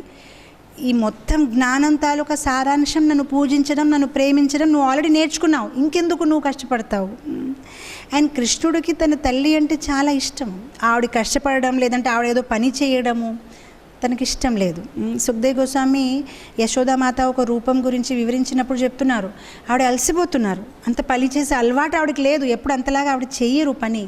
అయితే మొహం మీద కూడా చెమ్మట్లు తాలూకా చుక్కలు ఉన్నాయన్నమాట. సో కృష్ణుడికి అది ఇష్టం లేదు, ఆవిడ ఎందుకు అలా కష్టపడాలి. సో ఇక్కడ యశోదామాత కృష్ణుడిని పట్టుకున్నారు. సో పట్టుకున్నప్పుడు తను రోధిస్తున్నాడు. సో రోధించినప్పటికీ మామూలుగా ఇలాంటి పరిస్థితి ఏర్పడినప్పుడు యశోదామాత వెంటనే తన చీర కొంగ తీసుకొని క్లీన్ చేస్తారు ఐజ్, అలా అశ్రుధార పడుతూ ఉంటే ఆవిడ క్లీన్ చేస్తారు. కానీ ఈసారి ఆవిడ ఎటువంటి దయ చూపించట్లేదు. సో పోన్లే మీరెలా తుడ్చకపోతే నేనే తుడిచేసుకుంటాను అని తన ఒక ఎడమ చేత్తోని ఇలా ఇలా క్లీన్ చేస్తున్నాడు. ఇంకా అలా పడిపోతున్నాయి కదా, ఏమీ కనిపించట్లేదు అని. సో ఆ కుడి చేతి పట్టుకొని ఉన్నారు, రెండు చేతులు వదిలేస్తే కనీసం అతను నీట్గా చేసుకోవచ్చు, కానీ ఆ చేతి వదలట్లేదు. సో ఒకే చేత్తోని ఇక్కడ క్లీన్ చేస్తున్నారు, మళ్ళీ ఇక్కడ క్లీన్ చేస్తున్నారు. సో వైష్ణవ ఆచార్యులు అంటున్నారు, ఇలా క్లీన్ చేసినప్పటికి ఏమైందంటే యశోదామాత రోజు కృష్ణుడికి కాజల్, ఏదో మస్కారాలు, ఏదేదో మేకప్ చేసేవారు, ఐ మేకప్, అదంతా ఇలా ఇలా కరిగిపోయి మొత్తం బ్లాక్గా అన్నీ వచ్చేస్తున్నాయి అశ్రులతోని. సో చూడ్డానికి బాగాలేదు, ఎందుకంటే ఇంతవరకు పరిగెత్తాడు. సో ఆ వ్రజ తాలూకా ధూళి మట్టి కూడా అంతా మొహం పైన పడిపోయింది. దానిపైన ఇలా ఏడవడం వల్ల ఆ కాజలంతా కూడా కారిపోతున్నాయి అన్నమాట. చాలా బ్లాక్గా కనిపిస్తున్నాడు కృష్ణుడు. సో ఏడుస్తూ యశోదమ్మ తనకి 10 మాటలు వినిపిస్తున్నారు. ఓ దొంగ, దొంగే కాదు దొంగలకి రాజా, ఇలాంటి పని చేస్తావు, నీకు అస్సలు సిగ్గు లేదు, నీ నాన్నగారి గురించి అందరు ఏమనుకుంటారు, మన కుటుంబ పరువు పోయింది, నువ్వు ఇలా రోడ్ల మీద నాకు తీసుకో అని అలా అలా అలా తిడుతున్నారనమాట. అండ్ కృష్ణుడు అలా అలా అలా గట్టిగా ఏడుస్తున్నారు. ఏడవడమే కాదు, ఏదో గట్టిగా శ్వాసం తీసుకొని శరీరం అంతా కంపిస్తూ, అంటే అలా అలసిపోయి ఇంక ఏం చేద్దామని అలా ఏడుస్తున్నారు. సో యశోదమాత అంటున్నారు, ఎందుకు ఇలా నీకు అవసరం ఏంటి. అప్పుడు కృష్ణుడు అనుకుంటారు, అవునా ఏమైంది, ఏం చేశాను నేను, ఇప్పుడు ఇందాక నువ్వే కదా అది పగలగొట్టావు అంటే, నేను పగలగొట్టలేదు, మీకెవరు చెప్పారు, మీరే నన్ను వదిలేసి అక్కడి నుంచి వెళ్ళిపోతూ ఉంటే మీ కాల్లో ఉన్న పట్టీలు దానికి తగిలాయి, అందుకోసం అది పగిలిపోయింది, నేనేం చేయలేదు. యశోదమాత అంటారు, లేదు నా కాళ్ళకి అది తాకేలేదు, అసలు నువ్వే చేసావు. ఇప్పుడు కృష్ణుడు అంటారు, అన్నిటికీ నాకెందుకు చెప్పాలి, ఇంటి డోర్లు ఎప్పుడు ఓపెన్గా ఉంటే కోతిలు వస్తూ ఉంటాయి, మేబీ కోతిలు ఏదైనా చేశారేమో, నేను చేయలేదు.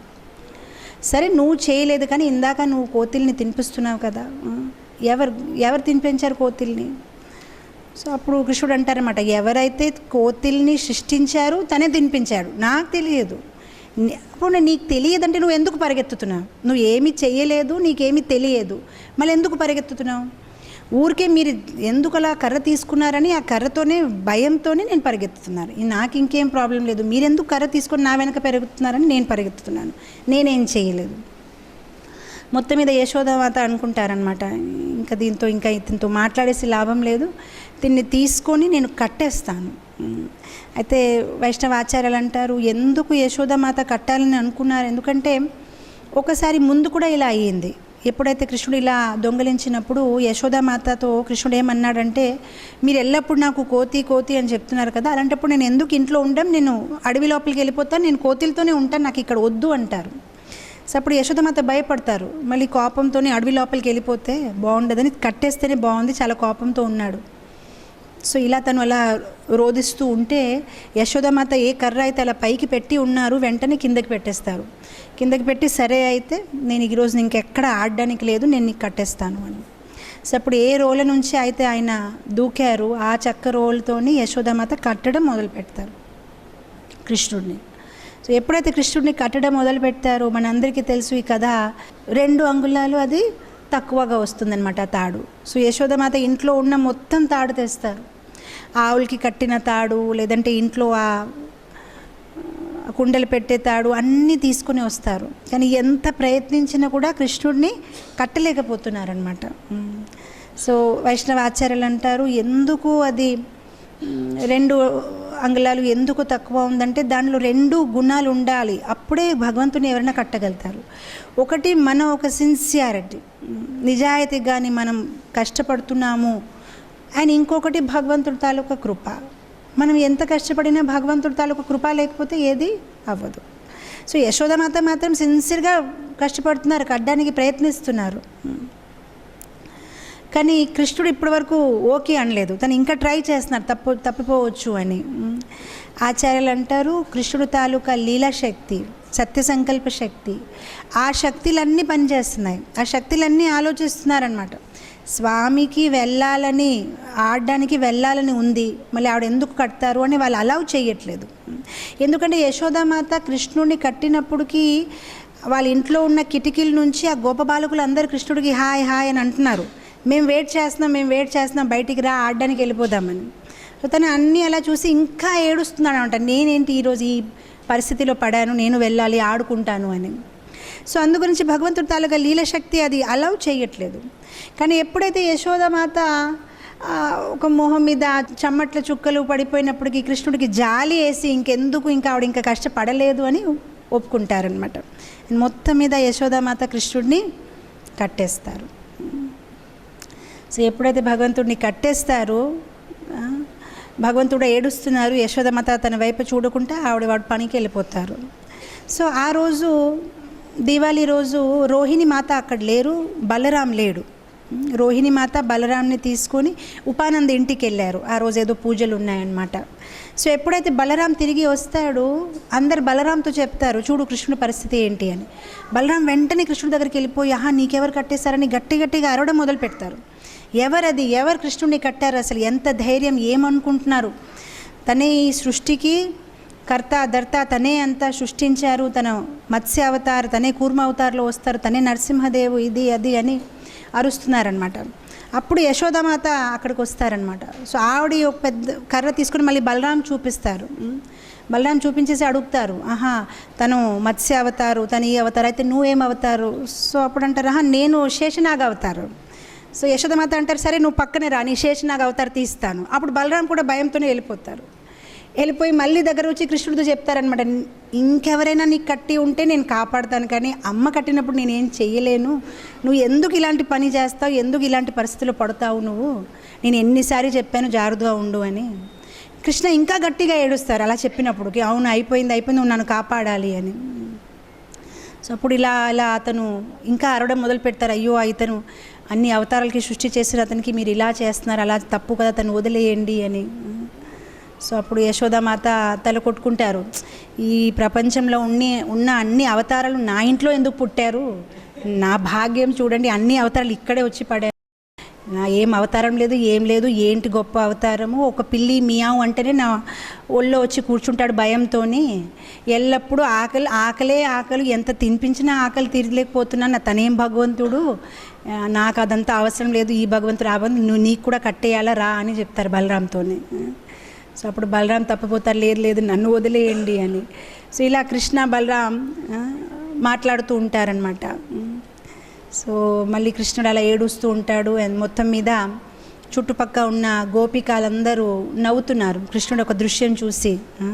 సో వాళ్ళు కృష్ణుడిని ఎక్కిరిస్తున్నారనమాట, ఎన్నిసారి ప్రయత్నించాము నీకు నీ అమ్మకి నిరూపించాలని నువ్వు మా ఇంటికి వచ్చి దొంగలిస్తున్నావు, కానీ ఎప్పుడు మేము చేయలేకపోయాము, ఈరోజు మాకు చాలా ఆనందంగా ఉంది నీకు ఇలా కట్టడం వల్ల. సో అప్పుడు కృష్ణుడి తాలూకా పేరు దామోదర్ అని వచ్చింది. దామ్ అంటే తాడు, ఉదర్ అంటే పొట్ట. సో యశోదామాత కృష్ణుడికి తన ఉదరం మీద తాడుతో కట్టారు. సో ఆ రోజు నుంచి గోపికలు కృష్ణుడిని దామోదర్ అని పిలవడం మొదలుపెట్టారు అన్నమాట. సో ఈ యొక్క దామోదర్ లీల అనేది ఈ నెలలో అయ్యింది.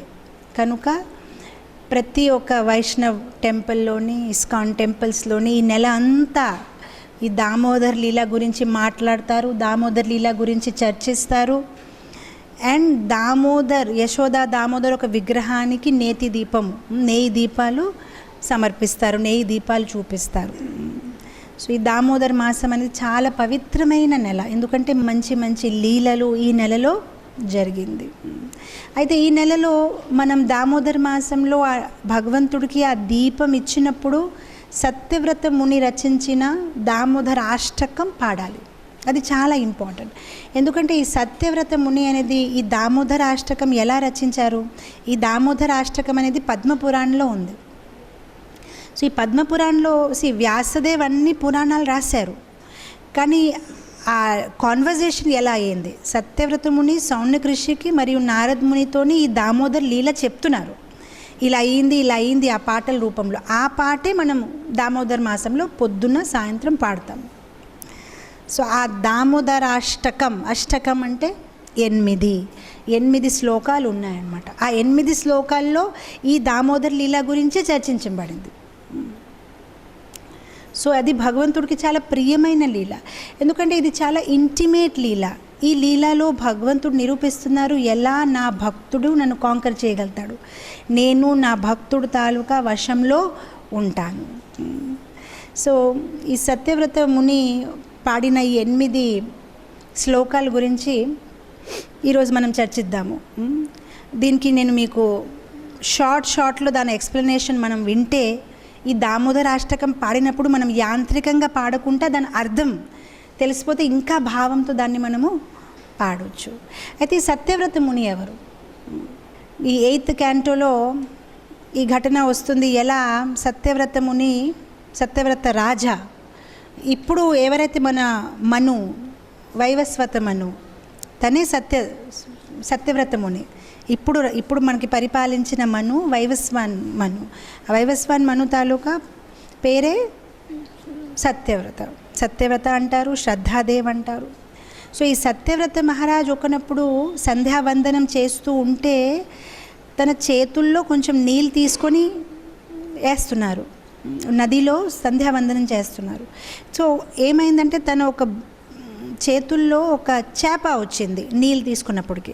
సో ఆ చేప వచ్చేసిందని పడేద్దాము అంటే ఆ చేప సత్యవ్రత మహారాజుతో మాట్లాడడం మొదలుపెట్టింది. దయచేసి నన్ను కిందకు పడేయొద్దు, దయచేసి నాకు మళ్ళీ నీళ్ళలో విసిరేయొద్దు, ఎందుకంటే నీళ్ళలో చాలా పెద్ద పెద్ద ప్రాణులు ఉన్నాయి, నన్ను తినేస్తారేమో, మీరు నన్ను కాపాడాలి, మీరు నన్ను రక్షించాలి. సో అప్పుడు సత్యవ్రత రాజా, నేను క్షత్రియుల తాలూకా ధర్మము, ఎవరైనా కాపాడమంటే రక్షించాలి. వెంటనే ఆ చేపని తీసుకొని భవనం లోపలికి వెళ్ళిపోతారు. సో అక్కడ చేప కోసం చక్కని ఒక కుండ తయారు చేసి వేస్తారు. కానీ కొన్ని నిమిషాల్లోనే ఆ చేప ఇంకా పెద్దది అవుతుంది. మళ్ళీ ఇంకా పెద్ద ఒక కుండ తయారు చేస్తారు. దేనికి అది సరిపోవట్లేదు, అలా మెల్లమెల్లగా అది పెద్ద అవుతూనే ఉంటుంది. మొత్తం మీద అది తీసుకొని నదిలో వేసేస్తారు, కానీ ఇంకా పెద్దది. మళ్ళీ ఆ నది నుంచి తీసుకొని సముద్రంలో విసిరిస్తారు, కానీ ఇంకా పెద్దది. అప్పుడు సత్యవ్రత మహారాజ్ ఇంకా చేతులు జోడించి, స్వామి మీరు ఎవరు, మీరు నాకు దర్శనం ఇవ్వండి, నాకు అర్థం అవ్వట్లేదు. అప్పుడు ఆ ఒక మత్స్య రూపంలోనే స్వామి సత్యవ్రత రాజతో మాట్లాడతారు, చెప్తారు, ఇంకా 7 రోజుల్లో ప్రళయం వచ్చేస్తుంది. ఈ ప్రళయం వచ్చినప్పుడు నేను మత్స్య రూపంలో వస్తాను, నీకోసం ఒక పడవ పంపిస్తాను. ఆ పడవలో నువ్వు 7 ఋషులు మరియు హర్బ్స్ మొక్కలు, కొన్ని విలువైన కొన్ని ఇంపార్టెంట్ మొక్కలు అన్నీ తీసుకొని, వేదాలు శాస్త్రాలు గ్రంథాలు అన్నీ తీసుకొని దాని మీద నువ్వు ఎక్కిపో. అండ్ ఆ పడవకి ఒక పాముతోని ఆ మత్స్యకి ఉన్న కొమ్మకి ఆ పాముతో కట్టేస్తే, ఆ వాసుకి పాముతో కట్టేస్తే అదే మీకు నేనే ఆ రూపంలో నీకు తీసుకువెళ్తాను, ఈ ప్రళయ ఒక దీని నుంచి నీకు కాపాడుతాను అని. సో ఇది సత్యవ్రత మహారాజ్ తాలూకా కథ, ఎలా 7 రోజుల తర్వాత ప్రళయం మొదలవుతుంది, ఎలా భగవంతుడు తన ఋషుల్ని భక్తుల్ని కాపాడుతారు. అయితే ఎప్పుడైతే ఈ మత్స్య రూపంలో భగవంతుడు వచ్చి తనకి కాపాడుతున్నారు, అది కూడా మత్స్య పురాణంలో ఉంది. And that's a beautiful conversation.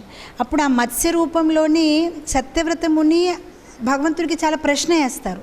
Satyavrata రాజా, దాంట్లో ఫేమస్ ప్రశ్న అంటే తను అడుగుతారనమాట, అన్ని పూర్వజన్మలో నిర్ధారితంగా ఉంది కదా, ఇది అవుతుంది అది అవుతుంది, అలాంటప్పుడు మనం ఎందుకు కర్మ చేయాలి, ఎందుకు కష్టపడాలి, అసలు అది ఏమైనా అఫెక్ట్ అవుతుంది? అప్పుడు భగవంతుడు చాలా చక్కగా దానికి జవాబులు ఇస్తారు.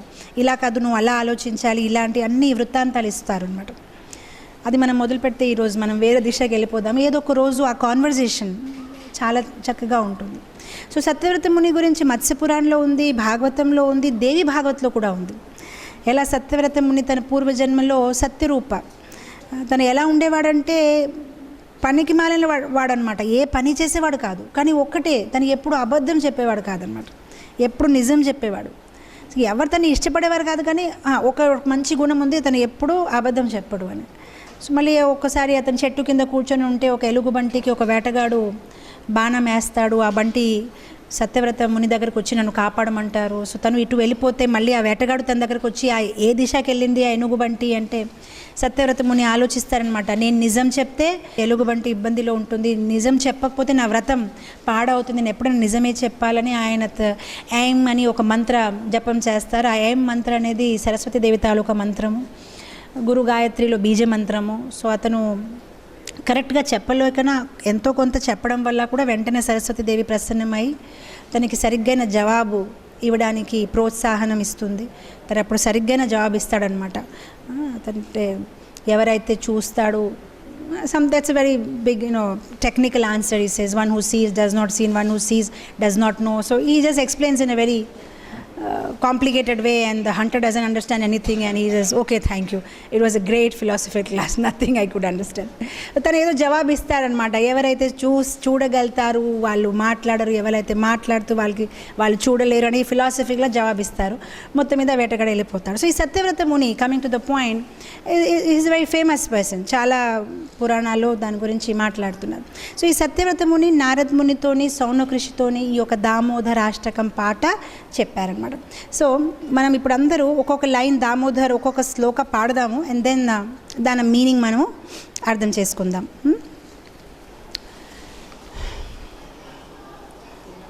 నమామీశ్వరం సచ్చిదానందరూపం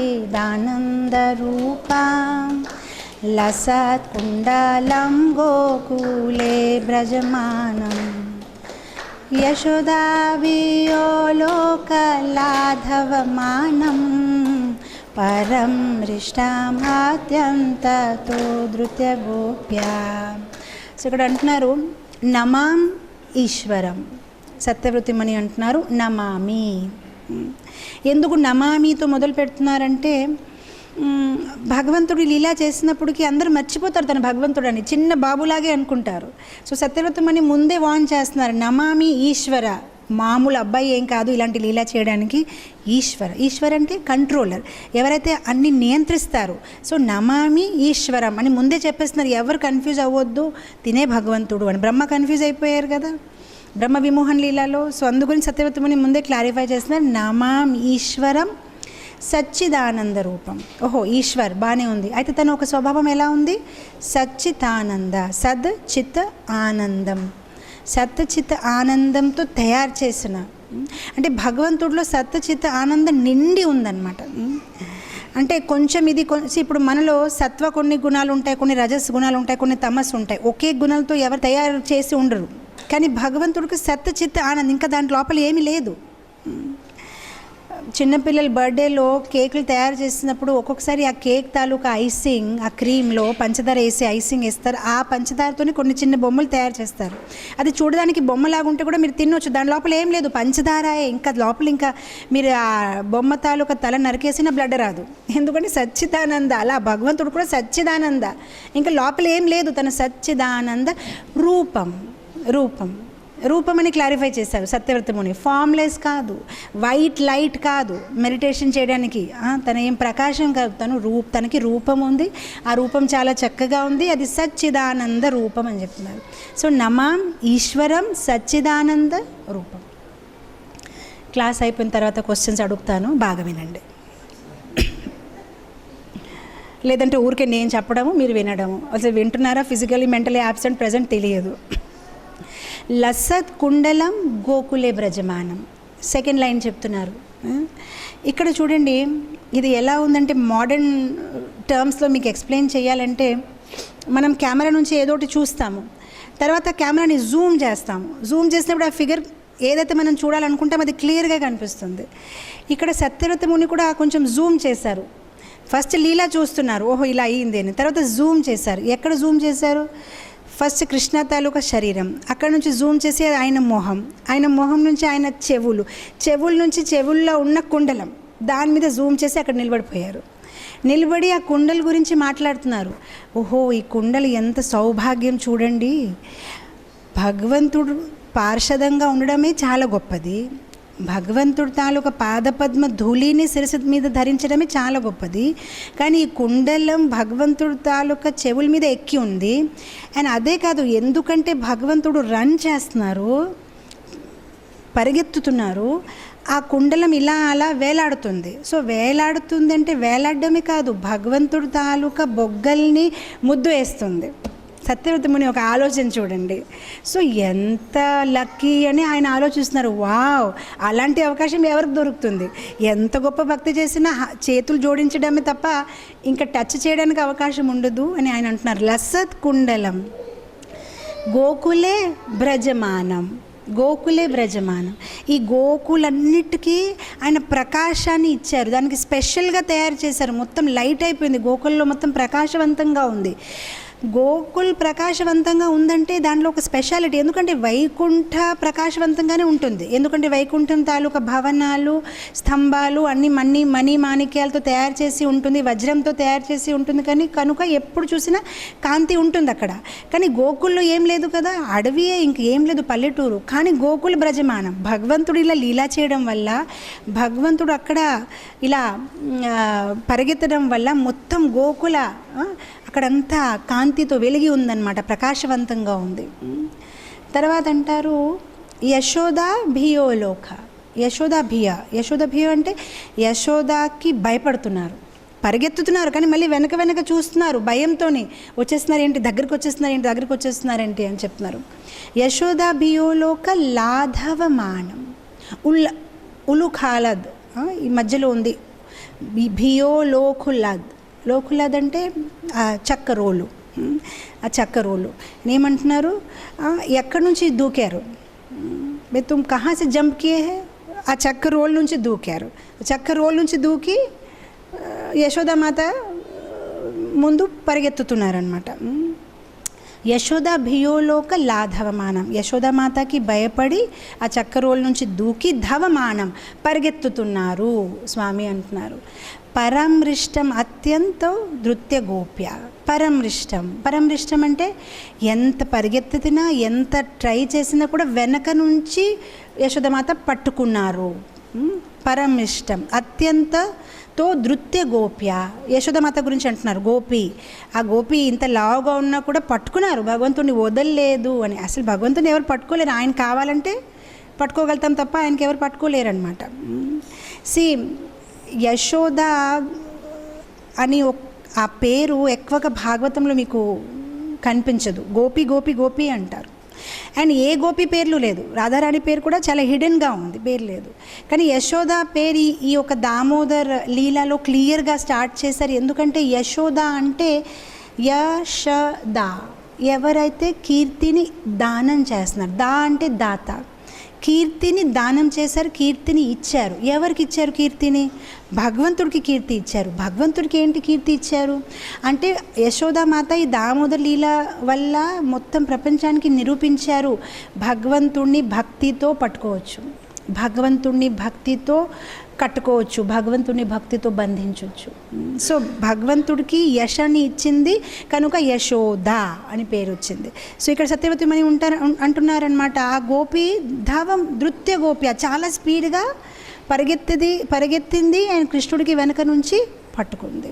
సో నమాం ఈశ్వరం సచ్చిదానంద రూపం లసత్ కుండలం గోకులే వ్రజమానం యశోదాభియోలోక లాధవమానం పరమృష్టం అత్యంతతో నృత్య గోప్యం. సెకండ్ శ్లోకాకి వెళ్ళిపోదామా. రుదంతం ముహుర్నేత్రం జుగ్మాం భ్రిజాంతాం కరం భుజయుగమేన సతంకనేత్రం ముహుశ్వాసకంపాతిరేఖాంతకాంతం స్థితగైవ దామోదరం భక్తిబాధం.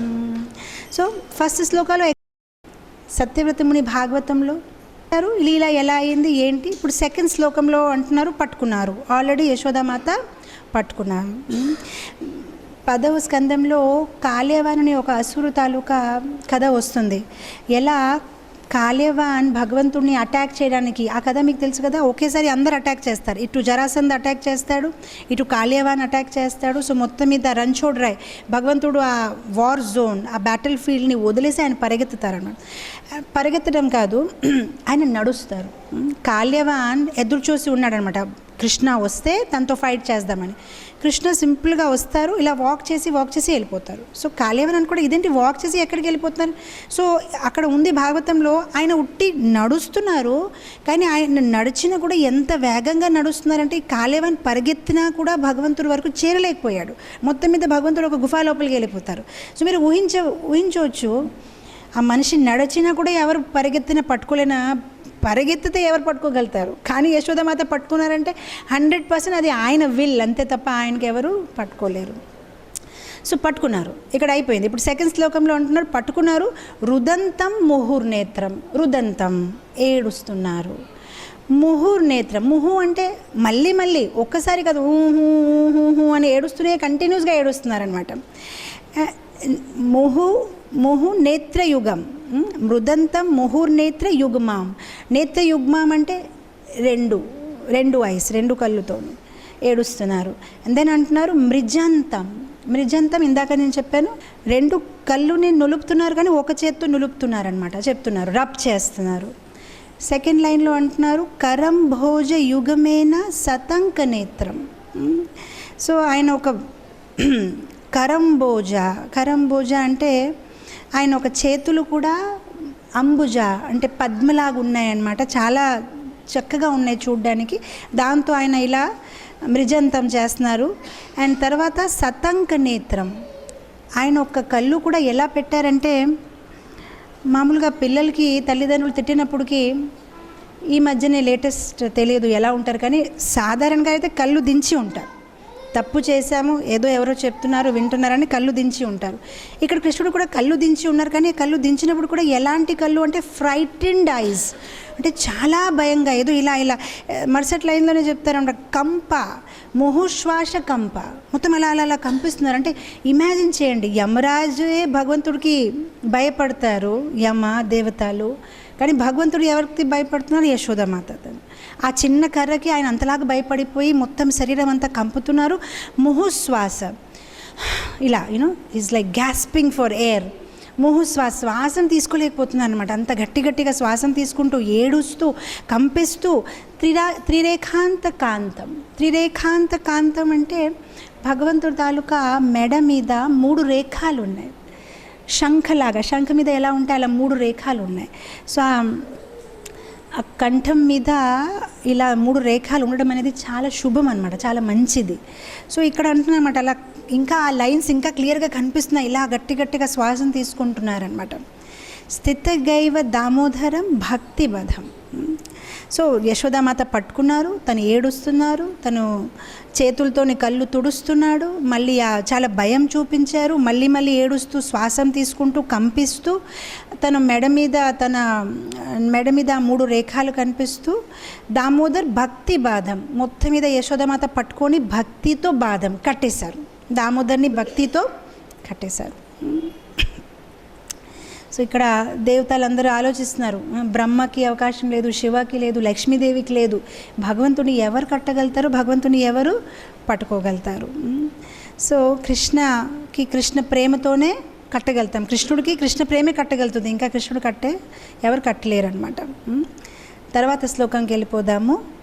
ఇది అర్థమైంది కదా. రుదంతం ముహుర్నేత్రం జుగ్మ మృజంతం కరం భోజ యుగమేన సతంక నేత్రం ముహుశ్వాస కంపాతి త్రిరేఖాంతకాంతం స్థితగ్రైవ దామోదరం భక్తిబాధం, భక్తితో కట్టాం. తర్వాత శ్లోకం. ఇతి ద్విక్ష్వలీలాభిరానందకుండే స్వఘోషం నిమజంతం అఖిల ఆఖ్యాపయంతం తదీయేషితాగ్నేషు భక్తి జితాత్వాం పునః ప్రేమాతాస్తం సత వృత్తి వందే. సో ఇతి దృక్ష్వసాలీలాభీర్, ఇలాంటి లీలలు చేసినప్పటికీ స్వామి ఏం చేశాడు, గోకుల్లో ఉన్న వాళ్ళందరినీ ఆనందకుండలో ములిగేశారు. అక్కడ రాధాకుండ ఉంది, శ్యామకుండ ఉంది, కానీ ఇది ఆనందకుండం అన్నమాట.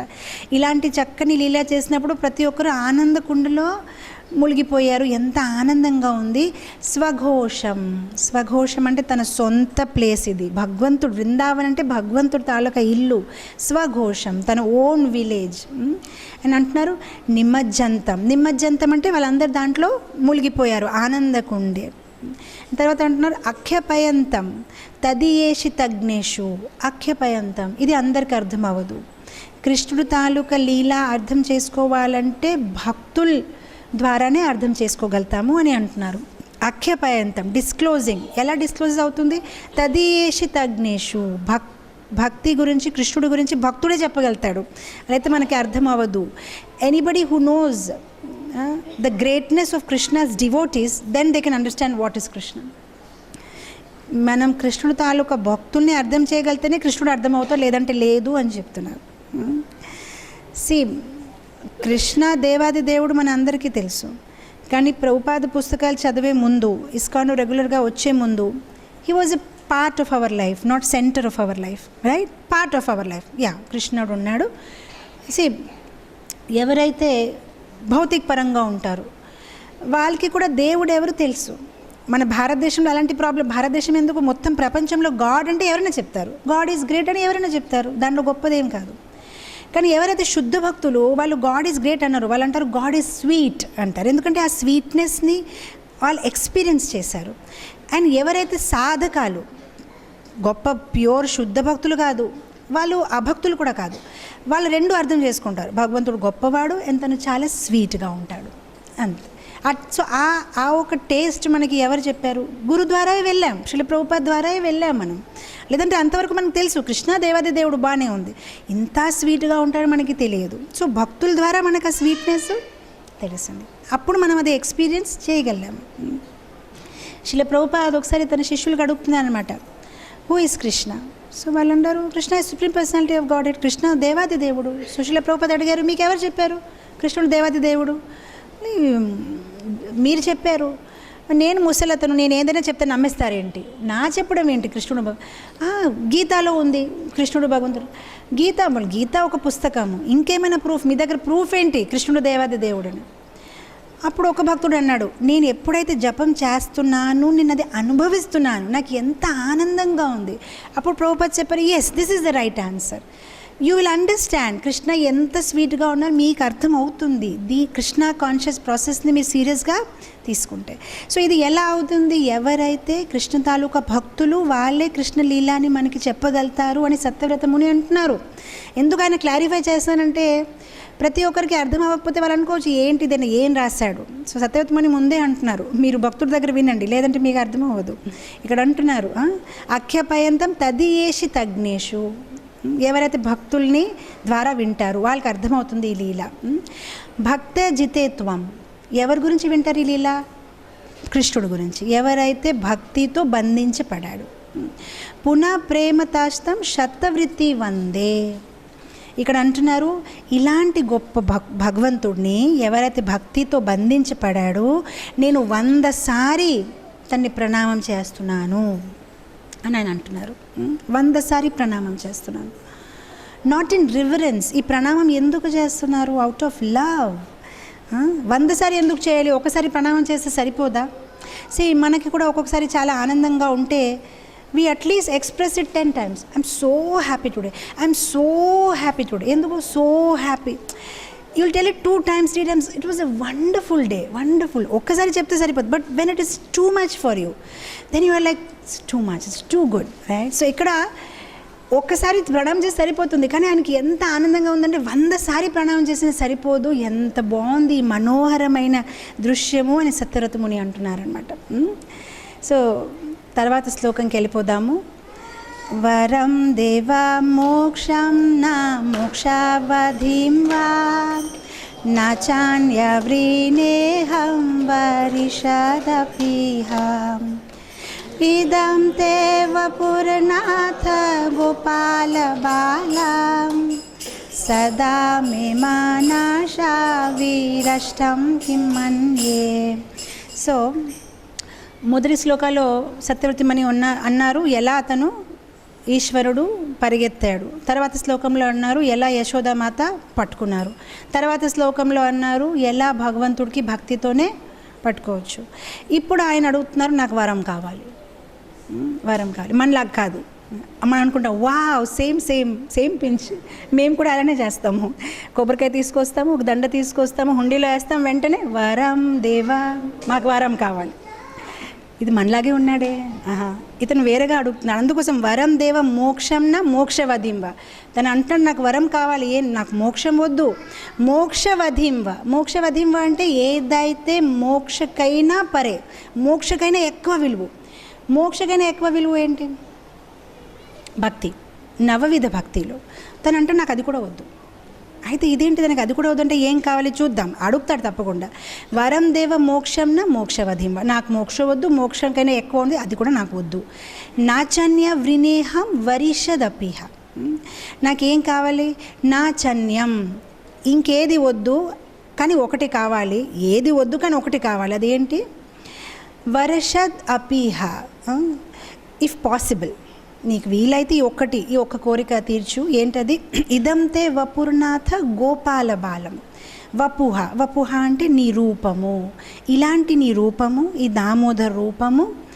గోపాల బాలం, గోపాల బాలం ఏదైతే గోవత్సల సేవని అందిస్తాడు, ఎవరైతే గోవుల్ని సేవ చేస్తారో ఆ గోపాల బాల రూపము ఏమవ్వాలి? సదా మే మనస్సవిరష్టం కిమని. సదా మే మనసు, ఎప్పుడు నా మనసులో ఈ రూపం ఉండాలి, ఎల్లప్పుడూ నా మనసులో నేను ఈ రూపంని తలుచుకోవాలి. నాకు ఇదే వరం కావాలి స్వామి, నాకు మోక్షం వద్దు, మోక్ష వధింవ. మోక్షం కన్నా ఎక్కువ ఉన్న నవవిధ భక్తులు కూడా నాకు వద్దు, నాకు ఓన్లీ నీ రూపం నేను అలా చూస్తూ ఉండిపోవాలి. సదా మే మనస్సవిరష్టం కిం అన్యే, కిం అన్యే, ఇంకేది వద్దు. ఒక్కొక్కసారి తల్లి పిల్లల్ని ఏదో టాయ్ ఇస్తుంది, నేను బాజార్కి వెళ్ళాలి లేదంటే బయటికి వెళ్ళాలి, నువ్వు నాతో రావద్దు, నువ్వు కావాలంటే ఈ ట్యాబ్లెట్తో ఆడుకో, నా ఫోన్తో ఆడుకోను, ఇది చేసుకో ఇస్తారు. సో పిల్లలు ఏం చేస్తారు? వెంటనే ఆ టాయ్ తీసుకున్నప్పుడు మర్చిపోతారు. నువ్వు వెళ్ళమ్మా పర్లేదు, నేను టెంపుల్ రన్ సబ్వే సర్ఫ్ ఆడేస్తానమ్మా, నువ్వు వెళ్ళంటారు. కొంతమంది పిల్లలు చాలా తెలివైన వాళ్ళు, ఆ గిఫ్ట్ ఇచ్చినా కూడా వాళ్ళ వద్దు వద్దు అంటారు. వాళ్ళు నువ్వే కావాలి నువ్వే కావాలి. అప్పుడు అమ్మ ఏం చేస్తుంది? సరే అంతా ప్రోగ్రాము పార్టీ అంతా క్యాన్సిల్ చేసి కూర్చుంటుంది. కానీ టాయ్ ఇచ్చినప్పుడు ఒప్పుకుంటే వెళ్ళిపోతుంది. ఆవిడకి అదే కదా కావాలి, నేను టాయ్ ఇస్తున్నాను బాబు, నన్ను మర్చిపోని ఇస్తున్నారు. కానీ మనం మర్చిపోకుండా లేదు నాకు నువ్వే కావాలి తల్లి అంటే అప్పుడే మనకి తల్లి దొరుకుతుంది. సో అందుగురించి సత్యవ్రతముని ఇక్కడ మళ్ళీ మళ్ళీ కన్ఫర్మ్ చేస్తున్నారు. కిం అన్యే, నాకు ఏది వద్దు, నువ్వు నాకు ఏదైనా మోసం చేయడానికి ప్రయత్నించవచ్చు, ఇది తీసుకో బాబు, యశం తీసుకో, ఈ వరం తీసుకో, నవవిధ భక్తి తీసుకో, ఇంద్రలోకం తీసుకో, స్వర్గలోకం తీసుకో, కిం అన్యే ముందే వాన్ చేస్తున్నాను, నాకేమీ వద్దు, నాకు నువ్వే కావాలి, నీ ఒక రూపము నాకు కావాలి. కిం అన్యే. మనం ఈ యొక్క శ్లోక పారాయణ చేసినప్పుడు మనకు కూడా మన మనసులో అనుకోవాలి, ఓ కృష్ణ, ఓ స్వామి, నాకెప్పుడు ఆ స్టేజ్ వస్తుంది, నేను మిమ్మల్ని దర్శనం చేసినప్పుడు కిం అన్యే కిం అన్యే అని చెప్తాను, నాకు ఏమీ వద్దు, నాకు నువ్వే కావాలి. సో ఈ శ్లోకంలో ఇలా చెప్తున్నారనమాట. తర్వాత శ్లోకంకి వెళ్ళిపోదాం. ఇదం తే ముఖం భోజం అత్యంత నీలే వృతం కుంతాలే స్నిగ్ధారక్తేశ్చ గోప్యా ముహుశ్చుంబితం బింబారక్తధరం మే మనశవీరాష్టమాలం లక్షలాభే. సో ఇక్కడ అంటున్నారు ఇదం తే ముఖం భోజం.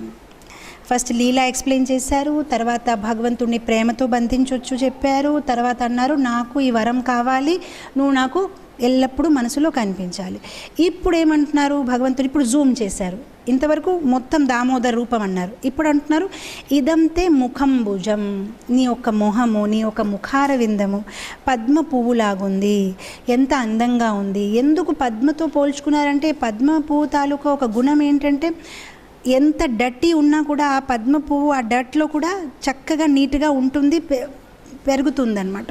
సో అలా భగవంతుడు కూడా ఈ భౌతిక ప్రపంచం అంతా కల్మషాలతో నిండి ఉన్నా కూడా ఇలాంటి భౌతిక ప్రపంచంలో ఆయన ఆవిర్భవించారు, ఆయన కమల పువ్వులాగా ఉన్నారు అని అంటున్నాడు. సో ఇదంతే ముఖం భోజం, స్వామి నీ ఒక మొహము, నీ ఒక ముఖార విందము కమల పువ్వులాగుంది అని. అత్యంత నీలే, డీప్ బ్లూ కలర్లో, నీల రంగులో ఉన్నావు నువ్వు. వృతం కుంటలే, వృతం కుంటలే అంటే నీ ఒక జుట్టు ఉంగరాల జుట్టు, కానీ చాలా సాఫ్ట్గా చాలా బాగుంది నీ జుట్టు అని అంటున్నారు. మొత్తం భగవంతుడు తాలూకా ముఖార వింద ఎక్స్ప్లెయిన్ చేస్తున్నారు ఎలా ఉన్నారు. ఇదంతే ముఖం భోజ అత్యంత నీలే. That means this lotus is a blue lotus. You know, lotus, there is a blue lotus also, apart from a pink lotus. కమల పువ్వు అనేది గులాబీ రంగే కాదు, బ్లూ రంగు, నీల రంగులో కూడా ఉంటుంది. సో ఇక్కడ భగవంతుడు ఒక ముఖం ఎలా ఉందంటే కమల పువ్వులాగా, ఎలాంటి కమల పువ్వు, నీల రంగులో ఉన్న కమల పువ్వులాగా ఉంది. అండ్ జుట్టు ఉంగరాలుగా ఉంది. తర్వాత అంటున్నారు వృతం కుంతలే సిగ్ధ రక్తేశ్చ గోప్య. యశోదామాత గురించి అంటున్నారు ముహుశ్చుంబితం బింబ రక్తధరమే. యశోదామాత ఎల్లప్పుడూ కృష్ణుడిని ముద్దు చేస్తున్నారు, ముద్దు ఇస్తున్నారని చెప్తున్నారు. అండ్ అగైన్ అండ్ అగైన్ చుంబితం అంటే ముద్దు పెడుతున్నారు. బింబ రక్తధరం, అధరం భగవంతుడి తాలూకా పెదవులు బింబ పండులాగా ఉన్నాయన్నమాట, చాలా ఎర్రగా ఉన్నాయన్నమాట. అండ్ అలాంటి రూపం మనస్ అవిరష్టం మలం లక్షలాభే. నాకు అలాంటి రూపము నా హృదయంలో ముద్రించి ఉంటే మలం లక్షలాభే. ఇంకా దీంతో నువ్వు లక్షల పైన వరాలు ఇచ్చినా కూడా నేను పోల్చుకోలేను. నీ యొక్క శరీరం తాలూకా, నీ యొక్క ముఖార వింద తాలూకా ఒక అందం ఎలా ఉందంటే నాకు ఎవరైనా నీకు 1,00,000 వరాలు ఇస్తానంటే కూడా నేను వద్దనేస్తాను. నీ యొక్క ముఖార విందం నేను చూస్తూ ఉండిపోవాలి స్వామి అని చెప్తున్నారనమాట. సో భగవంతుడి తాలూకా ఈ రూపమే తనకి చాలా నచ్చింది, ఇంకేది వద్దు. ప్రతి ఒక్కరూ భగవంతుడికి ఏదో ఒక రసలో పూజిస్తారు. రస అంటే సాఖ్యరస, వాత్సల్య రస, మాధుర్య రస. భగవంతుడు కుమార అవస్థలో ఉన్నప్పటికీ వాత్సల్య రస ఎక్కువ విలువైనది. యశోదామాత చుట్టే తన ఒక లీలలు అవుతున్నాయి. ఎప్పుడైతే పౌగండ స్థితిలో వచ్చారో సాఖ్యరస, అప్పుడు ప్రతి ఒక్క లీల సఖాలతో చేస్తున్నారు. ఎప్పుడైతే కిషోర్ అవస్థలో వచ్చారు అప్పుడు మాధుర్య రస, ప్రతి ఒక్క రస గోపికలతోని రాస్లీల అలాంటి రసలు ఆయన ఆస్వాదిస్తున్నారు, అలాంటి రస భక్తుల్ని ఆయన పంచుతున్నారనమాట. సో ఇక్కడ అంటున్నారనమాట నీ యొక్క ముఖార విందం చూస్తే చాలా ఆనందంగా ఉంది. అండ్ 1,00,000 పైన ఎవరైనా నీకు వరం ఇస్తానంటే నాకు ఎందుకు, నాకు నీ ఈ రూపమే ఇష్టం. గోపికలకి భగవంతుడు వాత్సల్య రసంలో ఉన్న గోపికలకి భగవంతుడు తాలూకా ఈ రూపం చాలా ఇష్టం, దామోదర రూపం. మాధుర్య రసంలో ఉన్న గోపికలకి దామోదర రూపం అవసరం లేదు, వాళ్ళకి వేరే కృష్ణుడు ఇష్టం అనమాట. Everybody has a personalised relationship with the lord. You must be having your own. ప్రతి ఒక్కరికి ఒక పర్సనల్ రిలేషన్ ఉంటుంది భగవంతుడితో. ఏదోటి ఊహించి ఉంటారు అండ్ వాళ్ళకి అదే ఇష్టం. ఎవరైనా వాళ్ళు మార్చలేరు. ఇప్పుడు ఎవరైనా భగవంతుడికి ఒక కొడుకుగా ప్రేమిస్తున్నారంటే కొడుకుగానే ప్రేమిస్తారు, ఇంకా వాళ్ళని మార్చలేము. బృహద్ భాగవతామృతంలో సనాతన గోస్వామి గోపకుమార్ తాలూకా కథ చెప్తారు. అది చాలా ఇంట్రెస్టింగ్గా ఉంది, కానీ చాలా లాంగ్గా ఉంది. అది మీరు ఒకసారి వినాలి. ఈరోజు షార్ట్లో చెప్తాను. ఈ గోపకుమార్ అనేది బృందావన్లో గోవర్ధన్ దగ్గర పుట్టాడు. అతను ఒక గోప బాలుకుడే, వాళ్ళు ఒక వైశ్య కుటుంబం నుంచి ఉన్నారు. సో తను పని ఇదే, ఆవుల్ని తీసుకొని మేపకి తీసుకువెళ్ళడం అదే తన పని అనమాట. సో ఒకరోజు తను అలా వెళ్తూ ఉంటే తను ఒక మనిషిని చూశాడు, యమునా నది దగ్గర కూర్చొని ఉన్నాడు. ఇతను చాలా మంచివాడు, కానీ ఒక్కొక్కసారి కింద పడిపోతున్నాడు, నృత్యం చేస్తున్నాడు, గట్టిగా జపం చేసేస్తున్నాడు, అంటే భక్తిలో పిచ్చైపోయినట్లు ప్రవర్తిస్తున్నాడు.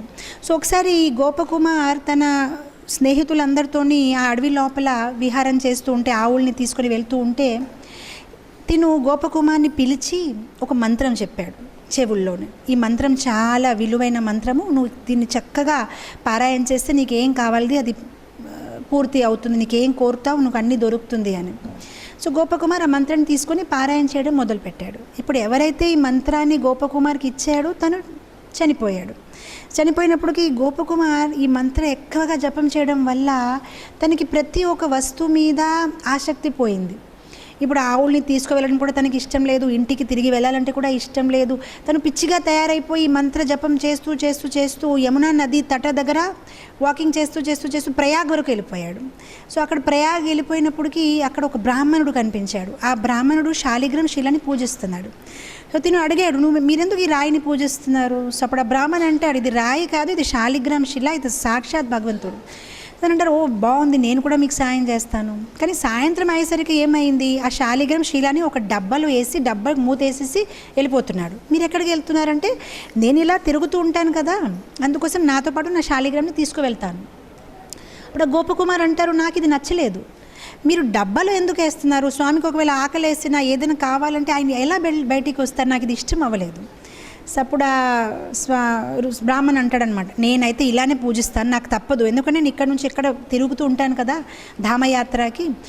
నీకు వైభవంగా భగవంతుడి తాలూకా సేవ పూజ చూడాలని ఉంటే నేను ఒక ప్రదేశం తాలూకా పేరు చెప్తాను, నువ్వు అక్కడికి వెళ్ళిపోను.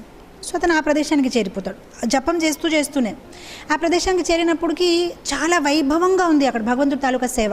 6 సార్లు నైవేద్యం పెడుతున్నారు, బట్టలు మారుస్తున్నారు, అభిషేకం చేస్తున్నారు, చాలా బాగుంది. తను ఆనందంగా అలా పూజా సేవ చూస్తూ టెంపుల్లో ఒక దగ్గర పడుకొని ఉన్నాడు.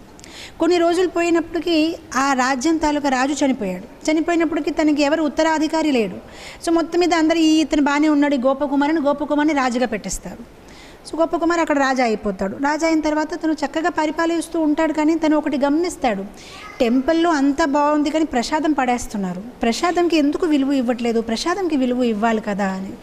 సో అప్పుడు ఒక బ్రాహ్మణుడు అంటారు, రాజా, ప్రసాదంకి విలువ మీరు చూడాలనుకుంటే జగన్నాథ్పురి వెళ్ళండి, అక్కడ ప్రసాదం 3 రోజులు పాత ప్రసాదం ఉన్నా పాడైపోయినా కూడా అందరు తినేస్తారు, అసలు ప్రసాదం అంటే వాళ్ళు ఎంత ఇంపార్టెన్స్ ఇస్తారు.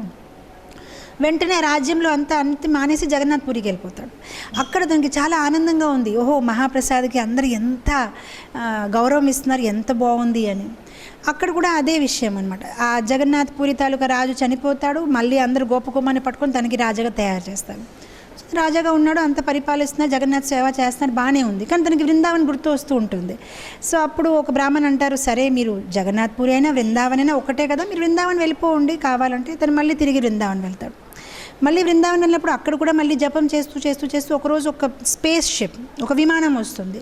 విమానం తీసుకుని నేను ఇంకా మీకు ఇతర లోకాలకి తీసుకువెళ్ళాలి అని చెప్తాడు. సో అని అంటాడు, నేను విన్నాను ఇంద్రలోకంలో ఇంద్రుడు చాలా చక్కగా భగవంతుని పూజిస్తారు, నేను అది చూస్తాను ఒకసారి. సో ఇంద్రలోకాన్ని తీసుకువెళ్తారు. అక్కడ కూడా ఇంద్రుడు పారిపోయి ఉన్నాడనమాట. బృహస్పతి ఏదో శాపం ఇస్తే తనకి ఇంద్రగా పెట్టేశారు అక్కడ. మళ్ళీ అక్కడ పరిపాలిస్తూ భగవంతుడిని సేవ చేస్తున్నాడు. మళ్ళీ ఇంద్రలోకంలో కొన్ని రోజులు పరిపాలించిన తర్వాత తనకి ఇంకా అక్కడ వచ్చిన ఋషులు మునిలు చాలా నచ్చారన్నమాట. వీళ్ళందరూ ప్రకాశవంతంగా ఉన్నారు, ఎంత బాగున్నారు, వీళ్ళు ఏ లోకాల నుంచి వచ్చారు నీకు తెలియదా, వీళ్ళు మహర్లోకా నుంచి వచ్చారు.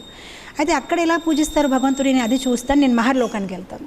చాలా ఇంట్రెస్టింగ్. ఈ గోపకుమార్ కథ మహర్లోకానికి వెళ్ళిపోతాడు. మహర్లోకంలో కూడా ఇంకా గొప్ప వాళ్ళు కనిపిస్తారు, ఎవరైతే భగవంతుడికి ఇంకా ఐశ్వర్యంతో పూజిస్తారనమాట. చాలా అన్ని వస్తువులు చాలా చక్కగా ఇస్తారు. దాని అంటారు, సరే నేను అది కూడా చూడాలి. సో మహర్లోక నుంచి తపలోక, సత్యలోక అలా పైకి వెళ్తూ ఉంటాడు. మొత్తం మీద సత్యలోకకు వచ్చేస్తాడు. అక్కడ బ్రహ్మ తాలూకా 100 years కంప్లీట్ అయిపోయి తనకి బ్రహ్మగా పెట్టేసుకుంటారు. తను బ్రహ్మగా తయారయ్యాడు గోపకుమార్. అన్నీ సృష్టిస్తున్నాడు, పాలిస్తున్నాడు, బాగానే ఉంది. కానీ తనకి ఆనందం లేదు. సో అనుకుంటాను, నేను ఇంకా ముందుకు వెళ్తాను, బ్రహ్మలోకైనా ఇంకా ముందుకి. సో ఆ విమానంలో ఇంకా ముందుకు వెళ్తే ఈ భౌతిక ప్రపంచం తాలూకా కోట్, దెర్ ఆర్ 4 కోట్స్. భూమి, తర్వాత నీళ్ళు, తర్వాత అగ్ని, ఆకాశం, అలా ఎయిర్, అలా కొన్ని స్టేజెస్ ఉంటాయి. సో అక్కడ కూడా వరదేవిని పూజిస్తున్నారు. మళ్ళీ ఇంకా ముందుకు వెళ్తే విశ్వమాన్ని పూజిస్తున్నారు. ఇంకా ముందుకు వెళ్తే మత్స్య రూపంని, మీన రూపాన్ని, ఇంకా అలా అలా రకరకాలుగా భగవంతుని పూజిస్తున్నారు. చాలా ఆనందంగా ఉంది. ఇంకా ముందుకు వెళ్తే బ్రహ్మజ్యోతిలో ఎవరు కనిపించలేదు, ఊల్టి కాంతి అంతే. ఇంకా ముందుకు వెళ్తాడన్నమాట. అక్కడ యోగమాయ ఉంది. యోగమాయ అంటుంది, నువ్వు నా దగ్గర ఉండిపోవచ్చు, నేను ఇంకా ముందుకు వెళ్ళాలి. వైకుంఠ లోకానికి వెళ్ళిపోతాడు. వైకుంఠ లోకానికి వెళ్ళినప్పటికీ ద్వారం తీసినప్పటికీ 4 చేతులతో విష్ణుమూర్తి వస్తున్నారు. వెంటనే మీరేనా విష్ణుమూర్తి అని. అప్పుడు వెంటనే విష్ణుమూర్తి రూపంలో ఉన్న అతను చెవులు మూసేస్తాడు. విష్ణు నేను విష్ణుమూర్తి కదా, అలా చెప్పొద్దు, తప్పు అని. ఇంకా ముందుకెళ్తే అప్పుడు తనకు అర్థమవుతుంది, వైకుంఠ లోకంలో ప్రతి ఒక్కరు విష్ణుమూర్తిలాగే కనిపిస్తారు, అందరు 4 చేతులతో ఉన్నారనమాట. అతనంటారు మళ్ళీ నేను విష్ణుమూర్తిని చూడాలంటే అప్పుడు వాళ్ళు తీసుకువెళ్తారు విష్ణుమూర్తి దగ్గరికి. అక్కడ భగవంతుని సేవని అందిస్తాడు, చాలా ఆనందంగా వైకుంఠంలో ఉంటాడు. తను అంటాడు బాగానే ఉంది కానీ రాముడు రూపంలో భగవంతుడిని ఎలా పూజించాలి నేను అది కూడా చూడాలి. సో ఇంకా ముందుకెళ్ళి అయోధ్యకి వెళ్ళిపోతాడు. ఈ భూ అయోధ్య కాదు, అక్కడ పైన ఉన్న అయోధ్య. అక్కడ శ్రీరాముడితోని కొన్ని రోజులు గడిపిన తర్వాత ఇంకా ముందుకు వెళ్ళిపోయి ద్వారకాకి వెళ్ళిపోతాడు. ద్వారకాకి వెళ్ళినప్పుడు అక్కడ కూడా భగవంతుడితో పాటు అన్ని లీలాలు ద్వారకా తాలూకు పటరాణీలు అందరితో మాట్లాడడం, సేవ అందించడం చాలా బాగుంది. కానీ పూర్తి ఆనందమని తనకి అనిపించట్లేదు. బాగుంది, హ్యాపీగా ఉంది, కానీ కంప్లీట్గా లేదు. సో అప్పుడు నారదముని ఒకరోజు అక్కడికి వస్తారనమాట. అప్పుడు నారదముని అంటారు, గోపకుమార్ నువ్వు ఎందుకు ఆనందంగా లేవు, నీకు అంత బాగానే ఉంది కానీ ఎక్కడో ఏదో నువ్వు మిస్ అవుతున్నావు. సో అప్పుడు గోపకుమార్ అంటాడు, నేను మొత్తం ప్రపంచం అంతా తిరిగేశాను, అన్ని రూపాలు చూసుకున్నాను, అన్ని లీలలు చూసుకున్నాను, కానీ నాకు ఇప్పటికీ నా మనసు కృష్ణుడిపైనే ఉంది. ఆ నెమిలి ఈక వేసుకున్న అండ్ ఆ వేణు వాహిస్తూ ఆ నల్ల రంగులో ఉన్న ఆ కృష్ణ రూపమే నాకు చాలా ఇష్టం, గోప బాలకుడు. కానీ నాకు ఆ రూపం చూడాలని ఉంది. అప్పుడు నారదముని అంటారు, ఆ రూపం ఇక్కడ చూడలేవు, నువ్వు కావాలంటే నువ్వు అక్కడికి వెళ్ళాలనుకుంటే నువ్వు భూ బృందావన్కే వెళ్ళు, అక్కడ వెళ్ళి తపస్సు చేస్తే ఏదో ఒక రోజు నువ్వు కృష్ణుడిని చూడగలుగుతావు. ఎందుకంటే ఆ లోకాల నుంచి మీకు ప్రమోషన్ గోలోక బృందావన్కి దొరకదు. గోలోక బృందావన్ వెళ్ళాలంటే భూలోకం నుంచి వెళ్ళాలి. అక్కడ ఇంటర్ డిపార్ట్మెంట్ ప్రమోషన్స్ ఉండదు. మళ్ళీ మీరు ఇక్కడే రాయాలి ఎగ్జామ్ ఇక్కడ రాయాలి, రిజల్ట్ అక్కడ ఇస్తారు. మళ్ళీ బృందావన్కి వచ్చేస్తారు. మళ్ళీ బృందావన్కి వచ్చి భగవంతుడిని ప్రార్థిస్తూ మెడిటేట్ చేస్తూ మొత్తం మీద చివరిలో విమానం వచ్చి తనకి గోలోక బృందావన్ తీసుకువెళ్తుంది అన్నమాట. గోలోక బృందావన్లో తీసుకెళ్ళినప్పటికీ అక్కడ ప్రతి ఒక్కరికి అడుగుతున్నారు కృష్ణుడు ఎక్కడ ఉన్నాడని. అందరూ చాలా బిజీగా ఉన్నారు, ఎవరు దండ తయారు చేస్తున్నారు, ఎవరు ఈ పని చేస్తున్నారు, ఆ పని తెలియదని. ఒకతను అంటాడు, నీ కృష్ణుడు చూడాలని ఉంది కదా, ఇక్కడే నిలబడు. గోలోక బృందావన్లో కూడా కృష్ణుడు ఆవుల్ని మేపకి తీసుకువెళ్తారనమాట. సో ఇప్పుడు సాయంత్రం అయితే అతను వస్తారు, నువ్వు ఇక్కడే నిలబడు అని. సో అప్పుడు గోపకుమార్ నిలబడి ఉంటాడు. సాయంత్రం అయ్యేసరికి కృష్ణుడు వస్తున్నారు ఆవుల్ని తీసుకొని ఆ గోప బాలకులతోనే. సో ఎప్పుడైతే కృష్ణుడు చూస్తారు గోపకుమార్ని, ఆయన పరిగెత్తి గోపకుమార్ని అవలంబించేస్తారు. అండ్ గోపకుమార్ కూడా భగవంతుని గట్టిగా పట్టుకుంటాడు. సో అప్పుడు భగవంతుడు గోపకుమార్కి అడుగుతారనమాట, ఎన్ని సంవత్సరాల నుంచి నీ కోసం నేను ఎదురు చూస్తున్నావు, ఎక్కడ ఉండిపోయావు, ఐ మిస్డ్ యూ అని భగవంతుడు అంటున్నారు. అప్పుడు గోపకుమార్ అంటారు, నీకు ఎంత తిరిగినా కూడా నాకు ఇప్పుడే నిజమైన ఆనందం దొరికింది, ఎందుకంటే నాకు ఈ రూపమే ఇష్టం. మీరు నాకు ద్వారకా రూపంలో కూడా నచ్చరు, వైకుంఠ రూపంలో కూడా నచ్చరు, నాకు ఇలా గోప బాల రూపమే నాకు ఇష్టం. సో ఈ కథ ఎందుకు చెప్పానంటే ప్రతి ఒక్కరికి భగవంతుడితో ఒక పర్సనల్ రిలేషన్ ఉంటుంది. ఆ రూపంలోనే భగవంతుడు వాళ్ళకి ఇష్టం. మన ఇస్కాన్ డివోటీస్లో కూడా కొంతమందికి రాధామాధవ్ అంటే ఇష్టం, ఎందుకంటే మాధవ్ అక్కడ బ్లాక్గా ఉన్నాడు. కొంతమందికి అలా కాదు, గోపీనాథ్ అంటే ఇష్టం, లేదంటే కొంత గోవింద్జీ ఇష్టం, అతను తెల్లగా ఉంటాడని. సో ప్రతి ఒక్కరు ఒక రూపాన్ని వాళ్ళ హృదయంలో ముద్రించి ఉంటారని ఆ రూపం పట్లే వాళ్ళకి ఆసక్తి ఉంటుంది. సో ఇక్కడ సత్యవృత్తి అని అంటున్నారు, నాకు ఈ రూపం మీదే ఆసక్తి ఉంది, నాకు ఇంకేమీ వద్దు, మోక్షం పైన ఏమీ వద్దు, నా ఈ ఒక రూపాన్ని నేను మనసుతో ముద్రించి ఉండాలి, నేను స్వామిని ఇలా చూడాలి అన్నమాట. సో తర్వాత ఈవెన్ చైతన్య చరితామృతంలో కథ వస్తుంది, ఎలా కొలావేచ శ్రీధర్ తను బనానాస్ అరటిపండులు అమ్మేవాడు, చాలా పేదవాడు, నిరుపేదోడు, అసలు ఏమీ లేదు తన దగ్గర, గుడుసు కూడా లేదు ఉండడానికి. కానీ చైతన్య మహాప్రభు ఎవరైతే కృష్ణ అవతారము, రాధాకృష్ణ ఒక కంబైన్ అవతారము, చైతన్య మహాప్రభు అక్కడికి వెళ్ళి తనతో ఎప్పుడు బేరం ఆడేవారనమాట. ఉన్నడే తను పూర్ పర్సన్, చాలా పేదవాడు, కానీ ఇలా కాదు, నువ్వు దీంతో ఈ 2 ఫ్రీ ఇస్తావా, లేదు ఇంత చాలా ఎక్కువ రేట్ చెప్పేస్తున్నావు ఏంటి, దొంగలు ఇస్తావు, మోసం చేస్తున్నావా, అందరికీ అంత రేట్ చెప్తున్నావు ఏంటి అరటిపండులతో. ఆ కొలావేచ శ్రీధరు విసుగొచ్చేసిందనమాట. గంటలు వేరే కస్టమర్స్ వెళ్ళిపోతారు, వేరే కస్టమర్స్తో మాట్లాడడానికి అలౌ చేయరు చైతన్య మహాప్రభు. నేను వచ్చాను కదా ముందు, నాతో బేరమాడు, తర్వాత వాళ్ళతో మాట్లాడు, అలా చేస్తూ గంటలు ఉండిపోతే వేరే కస్టమర్స్ అందరూ వెళ్ళిపోతారు. మొత్తం మీద అప్పుడు చైతన్య మహాప్రభు అంటారు, నీకెవరు కొనడానికి ఎలాగో రావట్లేదు కదా, ఫ్రీగా ఇవ్వచ్చు కదా, ఎవరు రాలేదు కదా, ఇలానే ఉండి పొద్దున్న నుంచి చూస్తున్నాము బండి, అసలు ఒక్క అరటిపండు కూడా ఎవరు కొనలేదు కదా, ఇచ్చేయవచ్చు కదా అని. తనంటే లేదు నాకు డబ్బులు కావాలి. మొత్తం మీద ఇంకా సరే అని చైతన్య మహాప్రభు అరటిపండు తీసుకుని పారిపోయేవారు అనమాట. సో కొలావేచ శ్రీధర్కి అటు కోపం వస్తుంది భగవంతుడి పట్ల, ఇదేంటి ఇలా చేస్తాడు ఈ నిమాయి పండిత్. కానీ ఒకరోజు భగవంతుడు రాకపోతే తను ఎదురు చూస్తాడు, రాలేదు ఈరోజు ఆర్గ్యుమెంట్ చేస్తాడు కదా, ఇంకా రాలేదేంటి అని. సో ఒకనప్పుడు చైతన్యమిత్రులు చెప్తారు, ఎప్పుడైతే చైతన్య మహాప్రభు ఒకరోజు చాలా మంచి మూడ్లో ఉన్నారు, సంకీర్తన చేసిన తర్వాత ప్రతి ఒక్కరిని పిలిచారు, నీకేమైనా వరం కావాలా, నీకేమైనా వరం కావాలి. సో అప్పుడు చైతన్య మహాప్రభు అంటారు, కోలవెచ్చి శ్రీధర్ని తీసుకురండి, నేను తనకి వరం ఇస్తాను, నేను తనకి చాలా డిస్టర్బ్ చేశాను అని. సో అప్పుడు కోలవెచ్చి శ్రీధర్ని వాళ్ళు పట్టుకొని వస్తారు. అప్పుడు చైతన్య మహాప్రభు అడుగుతారు, చెప్పు నీకేం కావాలి, నీకే వరం కావాలి, కోరుకో. అప్పుడు కోలవెచ్చి శ్రీధర్ అంటాడు, మీరు వచ్చి నాతోని బేరమాడుతూ ఉంటారు కదా, నాకు ఆ రూపమే చాలా ఇష్టం, నాకు ప్రతి జన్మం అదే కావాలి, మీరు రావాలి, నాతో ఇలా బేరమాడాలి అండ్ ఇలా దొంగలించి తీసుకువెళ్ళాలి, నాకు అదే కావాలి.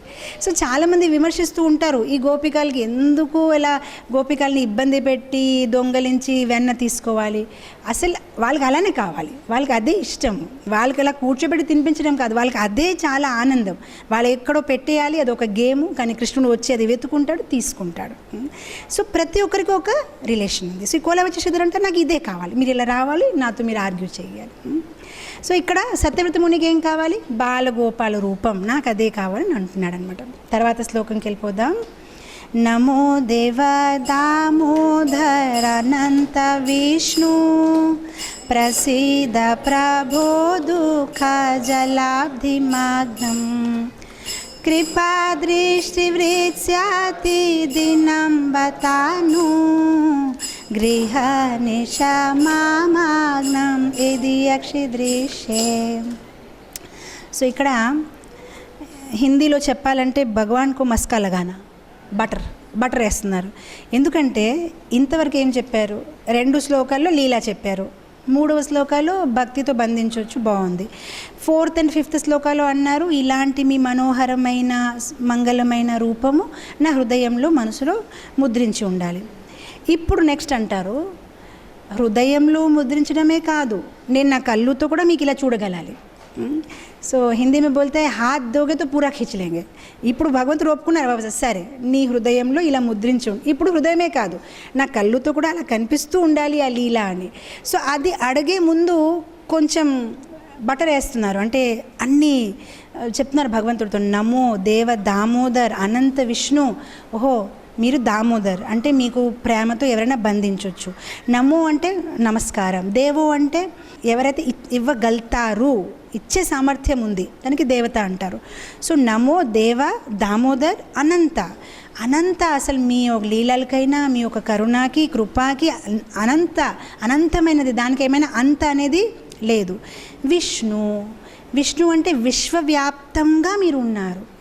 ఇప్పుడు భగవంతుడు సత్యవ్రత మునికి అడగవచ్చు, ఎలా నీకు చూపిస్తాను, ఎల్లప్పుడు నువ్వు ఎక్కడో ఉంటావు, నేను ఎక్కడో ఉంటాను. అందుకోసం సత్యవ్రత ముని క్లారిఫై చేస్తున్నారు, మీరే విష్ణు కదా, మొత్తం విశ్వలో వ్యాపి ఉన్నారు, మొత్తం విశ్వలో ఉన్నారు, అణులో ఉన్నారు. విష్ణు అంటే విశ్వం మరియు ప్రతి ఒక్క అణులో. సో మీరే విష్ణు కదా, మీరు సర్వవ్యాప్తంగా ఉన్నారు కదా, మీరు ఎక్కడి నుంచైనా నాకు ఈ లీల చూపించవచ్చు కదా అని చెప్తున్నారు. నమో దేవ దామోదర్ అనంత విష్ణు ప్రసీద ప్రభో దుఃఖ జలాబ్ధిమాగ్నం. ఇప్పుడు ఇక్కడ చాలా ఇంటెలిజెంట్. భక్తి రసామృత సింధులో అంటారు, ప్రార్థన అనేది 3 రకాలుగా ఉంటుంది. ఒకటి సంప్రార్థనాత్మిక ప్రార్థన, ఎక్కడైతే మనం భగవంతుడి గురించి కీర్తిస్తాము, భగవంతుడు మీరు చాలా గొప్పవారు, మీరు ఇలా ఉన్నారు, మీరు అలా ఉన్నారు. అండ్ కొన్ని ప్రార్థనకు అంటారు దైన్య బోధిక అంటే నేను అసలు మూర్ఖుడు, నాలో ఎటువంటి గుణాలు లేదు అని మన గురించి మనం భగవంతుడిని చెప్పడం. సో సంప్రార్థిక దైన్య బోధిక. అండ్ ఇంకొకటి లాల్సామైన ప్రార్థన అంటే కోరికలు, స్పిరిచువల్ లాంగింగ్, నాకు మీ దర్శనం కావాలి, నాకు ఇది కావాలా అది. సో 3 రకాలుగా ఉంటాయి ప్రార్థన అనేది. ఈ ఒక్క శ్లోకంలో మీరు చూస్తే 3 కలిసి వచ్చాయి. ఫస్ట్ భగవంతుడిని పొగుడుతున్నాడు, తర్వాత అంటారు నేను చాలా దీనిగా ఉన్నాను, నేను మూర్ఖుడు, అజ్ఞం అంటే ఇగ్నోరెంట్, అజ్ఞం అంటే అజ్ఞాని, నా జ్ఞానం లేదు, నేను మూర్ఖుడు. అండ్ ఏమంటున్నారు, దుఃఖ జలాబ్ధి మాగ్నం అంటే ఓషన్ ఆఫ్ సారో, నేను ఒక సముద్రంలో ములిగి ఉన్నాను. ఆ ఏం సముద్రం? దుఃఖ సముద్రంలో, ఈ భవసాగరంలో నేను ములిగి ఉన్నాను, నేను మూర్ఖుడు, మీరు గొప్పవాడు, మీరు అనంత, మీరు విష్ణు, మీరు దామోదర అని ఇప్పుడు అంటున్నారు. అందు గురించి నా మీద దయ చూపించండి, అందు గురించి కృపా దృష్టి వృత్స్యాంతి, నా మీద మీరు దయా చూపించండి. అతి దీనం అనుగ్రహ ఈశ మాం ఏది అక్ష దృశ్యే నా కళ్ళు ముందు కనిపించండి. సో మనసు నుంచి ఇప్పుడు కళ్ళు దగ్గరకు వచ్చేసాడు, నా కళ్ళుతో కూడా మీరు కనిపించాలి అని అంటున్నారనమాట. భగవంతుడికి మనం ప్రార్థించినప్పుడు ఆ దీనభావంలో ఉంటేనే అది సరిగ్గైన పద్ధతి. ఎందుకంటే భగవంతుడి దగ్గర వెళ్ళినప్పుడు మనం ఏదైనా ఇంటర్వ్యూకి వెళ్ళట్లేదు కదా. ఇప్పుడు మనం జాబ్ ఇంటర్వ్యూకి వెళ్తామనుకోండి, ఏదైతే మనలో లేదు అది కూడా బయోడేటాలో రాసిస్తాం. చాలాసారి స్కూల్లో మా టీచర్స్ ఇంటర్వ్యూ తీసుకున్నప్పుడు నేను అదే గమనిస్తాను, ఎంత గొప్పగా బయోడేటాలో ఉంటుంది. I know this language, I know this, I will work for the betterment of the institution. ఆ తర్వాత ఇలా పడుకుంటూ కనిపిస్తాయి క్లాస్ రూమ్లో, అదేంటి బెటర్మెంట్ ఆఫ్, అంటే అలాను రెజ్యూమ్ రాసినప్పటికీ చాలా గొప్పగా రాస్తారు, నేను ఇది చేయగలుగుతాను, అది ఇంప్రెస్ చేయడానికి. భగవంతుడి దగ్గర వెళ్ళినప్పటికీ మనకి ఆ రెజ్యూమ్ వద్దు, నేను ఈ టెంపుల్ కట్టానండి, ఇంతమందికి ప్రచారం చేశాను, అతనికి అది అనవసరం, మీరు ఏం చేస్తారు గొప్పగా అని అనవసరం. మనం బెగ్గర్ లాగా వెళ్ళాలి. బెగ్గర్ ఒక అడిగేవాడు ఒక భావం ఎలా ఉంటుంది, నా దగ్గర ఏమీ లేదు. మీరు ఊహించండి, మీరు ద్వారకా నగర్లో ఒక ట్రాఫిక్ స్టాప్ దగ్గర నిలబడి ఉన్నారు, ఎవరో ఒక అడిగేవాడు వచ్చి మీకు నాక్ చేస్తాడు, మీరు గ్లాస్ దింపుతారు. అప్పుడు మీరేమనుకుంటారు, అడిగేవాడు ఏం అడుగుతాడో రూపాయో, ఈ మధ్యనే స్టాండర్డ్ పెరిగిందో 10 రూపాయలు. ఒకవేళ అడిగేవాడు అడిగాడు అనుకోండి, మీకు చెప్పాడు అనుకోండి, మీరు ఈ కారు ఇచ్చిస్తారండి, అప్పుడు మీకు ఎలా ఉంటుంది వినడానికి? ఎక్స్క్యూజ్ మీ, ఈ కారు ఇచ్చిస్తారండి? బాబు నువ్వు రూపాయి అడుగు, 10 రూపాయలు కారు ఎలా ఇచ్చేస్తాను? అవును, అలానే ఇప్పుడు ఈ సత్యవ్రత ముని ఆలోచిస్తున్నారు, నేను భగవంతుడికి చాలా గొప్పది అడిగేస్తున్నాను. సో కనీసం దీనభావంలో అడగాలి కదా, అహంకారంతో అడగలేదు, నేను చాలా గొప్ప భక్తుడిని కనుక మీరు నాకు దర్శనం ఇవ్వవలసిందే, అలా కాదు. దీనభావంతోనే ఒక అడిగేవాడిలాగా, నేను మూర్ఖుడిని, నేను అజ్ఞాని, అసలు ఏం లేదు, నేను దుఃఖంలో. అయితే ఎవరైనా అనుకోవచ్చు, బహుశా తను దుఃఖంలో మునిగి ఉన్నాడేమో, సత్యవ్రత మునిగి ఏం దుఃఖం లేదు, భక్తులకి దుఃఖం ఉండదు. ప్రభుదానంద సరస్వతి అంటారు, ఎవరైతే వాళ్ళ జీవితంలో భగవంతుడితో కనెక్షన్లో ఉన్నారు వాళ్ళ జీవితంలో దుఃఖం అనేది ఉండదు, వాళ్ళు ఎల్లప్పుడూ ఆనందంగానే ఉంటారు. మళ్ళీ మాకు దుఃఖం ఉందని, ఆ దుఃఖం కాదు, నేను ప్రతిసారి చెప్పాను, దుఃఖం దాని ఒక పరిభాష వేరేది. Job, money, wife, this that is not సుఖం. కానీ మన పరిభాష వేరేది. మనం అనుకుంటే సుఖం అంటే మంచి జాబ్, సుఖం అంటే డబ్బులు, సుఖం అంటే కాంట్రాక్ట్స్, సుఖం అంటే నేమ్, ఫేమ్, సుఖం అంటే భౌతిక పరిస్థితులు అనుకూలంగా ఉండాలి, అదే నాకు సుఖం. మన ఆత్మ సుఖం గురించి ఆలోచించము. ఆత్మ సుఖం ఏం చేస్తామండి, శరీరం సుఖం ఉంటేనే ఆనందం ఉంది, కానీ ఇది నిజమైన ఆనందం కాదు. భగవంతుడికి దగ్గరైనప్పుడు ఉన్న ఆనందంకి మీరు ఇప్పుడు పొందిన ఆనందంకి చాలా తేడా ఉంది. మీరు అనుకోవచ్చు, నాకు చాలా ఆనందంగా ఉందండి, మీరు ప్రతి ఆదివారం అంటారు ఇక్కడ ఆనందం లేదు, ఆనందం లేదు. నాకు చాలా ఆనందంగా ఉంది, నా ఇంట్లో ఏసీ ఉంది, మంచి కారు ఉంది, మంచి వైఫ్ ఉంది, IPL మ్యాచెస్ చూస్తాను, న్యూస్ చూస్తాను, తింటాను, పడుకుంటాను, హ్యాపీగా బిజినెస్ ఉంది, ఇది ఆనందమే కదా. ఇది ఆనందం లేకపోతే ఇంకేంటి ఆనందం? అశ్వత్థామ ద్రోణాచార్య తాలూకా పుత్రుడు. ద్రోణాచార్య చాలా పేదవాడుగా ఉండేవారు. ఈ కురువుల దగ్గర గురువుగా చేరిన ముందు తన దగ్గర డబ్బులు లేదు. సో డబ్బులు లేనప్పటికీ ఇంట్లో పాలు లేదు, ఆవు కూడా లేదు. సో ఆ ద్రోణాచార్య తాలూకా పుత్రుడు అశ్వత్థామ తన స్నేహితులతో ఆడడానికి వెళ్తే వాళ్ళందరూ పాలు తాగేవారు, తిన దగ్గర పాలు లేదనమాట. సో ఒకసారి ఇంటికి వచ్చి అడిగాడు, అమ్మ నాకు పాలు కావాలి, ఇంట్లో పాలు లేదు. సో వాళ్ళ అమ్మ ఏం చేసిందంటే కొంచెం బియ్యం పిండి నీళ్ళలో కలిపేసి, చూడు ఇదే పాలు బాబు, నువ్వు కూడా తీసుకువెళ్ళు అని. సో తను బియ్యం పిండి నీళ్ళలో కలిపేసి తీసుకువెళ్ళి ఫ్రెండ్స్తో చెప్తున్నారు, నేను ఈరోజు పాలు తెచ్చాను, నేను ఈరోజు పాలు తాగుతాను. సో అప్పుడు వాళ్ళు స్నేహితులందరూ నవ్వుతున్నారు, ఇది పాలు కాదు, అది ఇదే పాలు, ఇది పాలు కాదు, నీకు ఎలా చెప్పాలి ఇది పాలు కాదు, చూడ్డానికి పాలులాగా ఉంది కానీ పాలు కాదు అంటే తనకు అర్థం అవ్వలేదు. అలా మనం అనుకుంటాం ఇది ఆనందం, ఇది ఆనందం, ఇది ఆనందం కాదు, ఇది ఆనందం కాదు. మనం ఏదైతే అనుకుంటున్నామో ఆ పాలకి అశ్వత్థామ తెచ్చిన పాలకి ఎంత తేడా ఉంది. ఈ భూప్రపంచంలో ఆ మ్యాచ్లు, ఆ డబ్బులు, ఆ ఫర్నిచర్ అంతే ఆనందం ఇస్తుంది. నిజమైన ఆనందం తెలిసినప్పుడు మీకు అర్థమవుతుంది, అయ్యో ఇది ప్లాస్టిక్ ఆనందం, ఇది డైమండ్ కాదు పడేయచ్చు అని. కానీ ఇంకా డైమండ్ దొరకలేదు కదా, అందుకోసం ప్లాస్టిక్ని గట్టిగా పట్టుకున్నారు, ఇది నాది. ఎప్పుడైతే అది దొరుకుతుంది అప్పుడు ఆటోమేటిక్గా ఇది వెళ్ళిపోతుంది. ఎందుకంటే ఇది వేస్ట్ అని అప్పుడు అనుకుంటారు, కానీ ఇప్పుడు అది రాదు కదా. హయ్యర్ టేస్ట్ ఉన్నప్పటికీ లోవర్ టేస్ట్ పోతుంది. సో ఇక్కడ ఎవరైతే భగవంతుడితో కనెక్ట్ ఉన్నారో వాళ్ళు ఆనందంగానే ఉంటారు. అతను అలా అంటున్నాడంటే భగవంతుడితోని విరహాన్ని ఆయన తట్టుకోలేక చెప్తున్నారు, నేను చాలా దుఃఖంగా ఉన్నాను, నాకు మీ దర్శనం కావాలి. తర్వాత శ్లోకంకి వెళ్ళిపోదాం. కువేరాత్మజౌ బాధా ముత్యేవయాద్వాత్ త్వయా మోచితౌ భక్తి భజౌ కృతౌ చ తథా ప్రేమ భక్తిం స్వకం మే ప్రయచ్చ నమోక్షే గ్రాహో మేస్తి దామోదరేహ.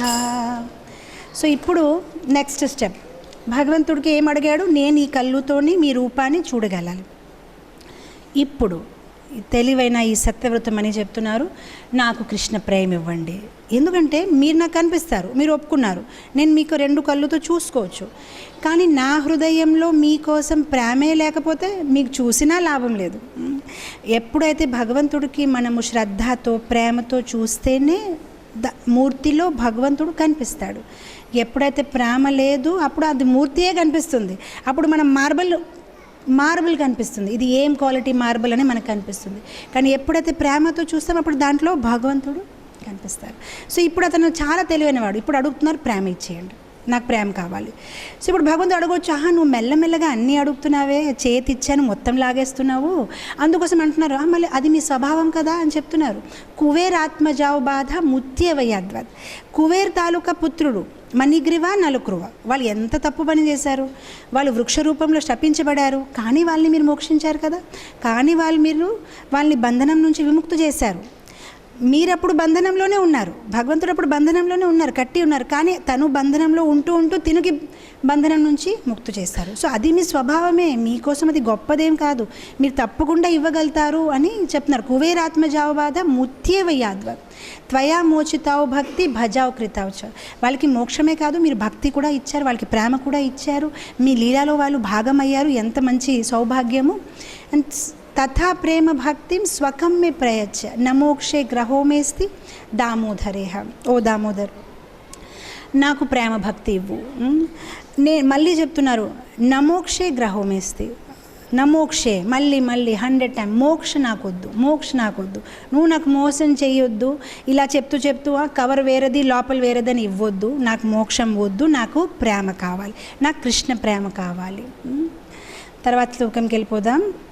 నమస్తేస్తు దామ్నే స్ఫురదీప్తి దామ్నే త్వదీయోదరాయాత విశ్వాసదామ్నే నమో రాధికాయ త్వదీయా ప్రియాయ నమో నంతలీలాయ దేవాయ తుభ్యం. ఇప్పుడు అంటున్నారు నమస్తే. ఎవరికి నమస్తే అంటున్నారు? అయిపోయింది, చివరి శ్లోకంకి వచ్చేసాం. నమస్తేస్తు దామ్నే. దామ్నే అంటే ఆ తాడుకి నేను నమస్కారం పెడుతున్నాను. ఈ తాడు మామూలు తాడు కాదు, మీ యొక్క ఉదరంలో మొత్తం విశ్వం ఉంది. ఆ మొత్తం విశ్వంని కట్టాలంటే అది గొప్పది. కానీ ఎందుకు కట్టగలారంటే ప్రేమతో కనుక ఆ తాడుని నేను నమస్కారం చేస్తున్నాను. తర్వాత అంటున్నాను నమో రాధికాయ త్వదీయా ప్రియాయ. రాధారాణికి కూడా నేను ప్రణామం చేస్తున్నాను.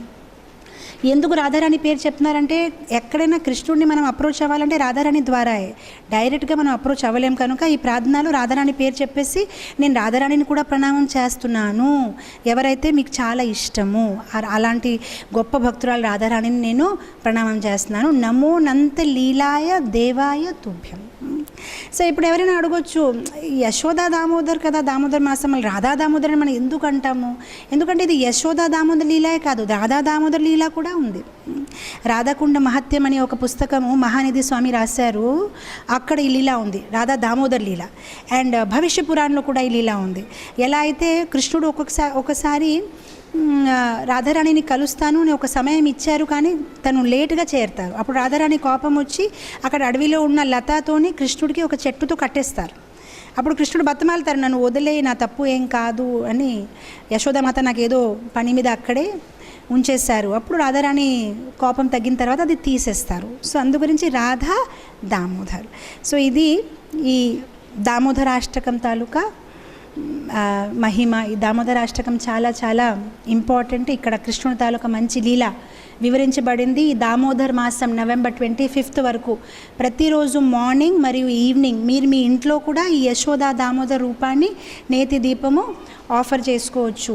చాలా శుభము. సో ఈరోజు మనము ఈ దామోదర్ లీల ఇక్కడే ముగిద్దాము. హరే కృష్ణ హరే కృష్ణ కృష్ణ కృష్ణ హరే హరే హరే రామ హరే రామ రామ రామ హరే హరే. श्री यशोदा दामोदर भगवान की जय. श्री राधा दामोदर भगवान की जय. శ్రీల ప్రభుపాద की जय. సో ఈరోజు దామోదరాష్టకం చదివినప్పుడు ప్రతి ఒక్కరూ ఆ మీనింగ్ మీద మననం చేస్తూ పాడితే చాలా బాగుంటుంది. Thank you very much. Hare Krishna.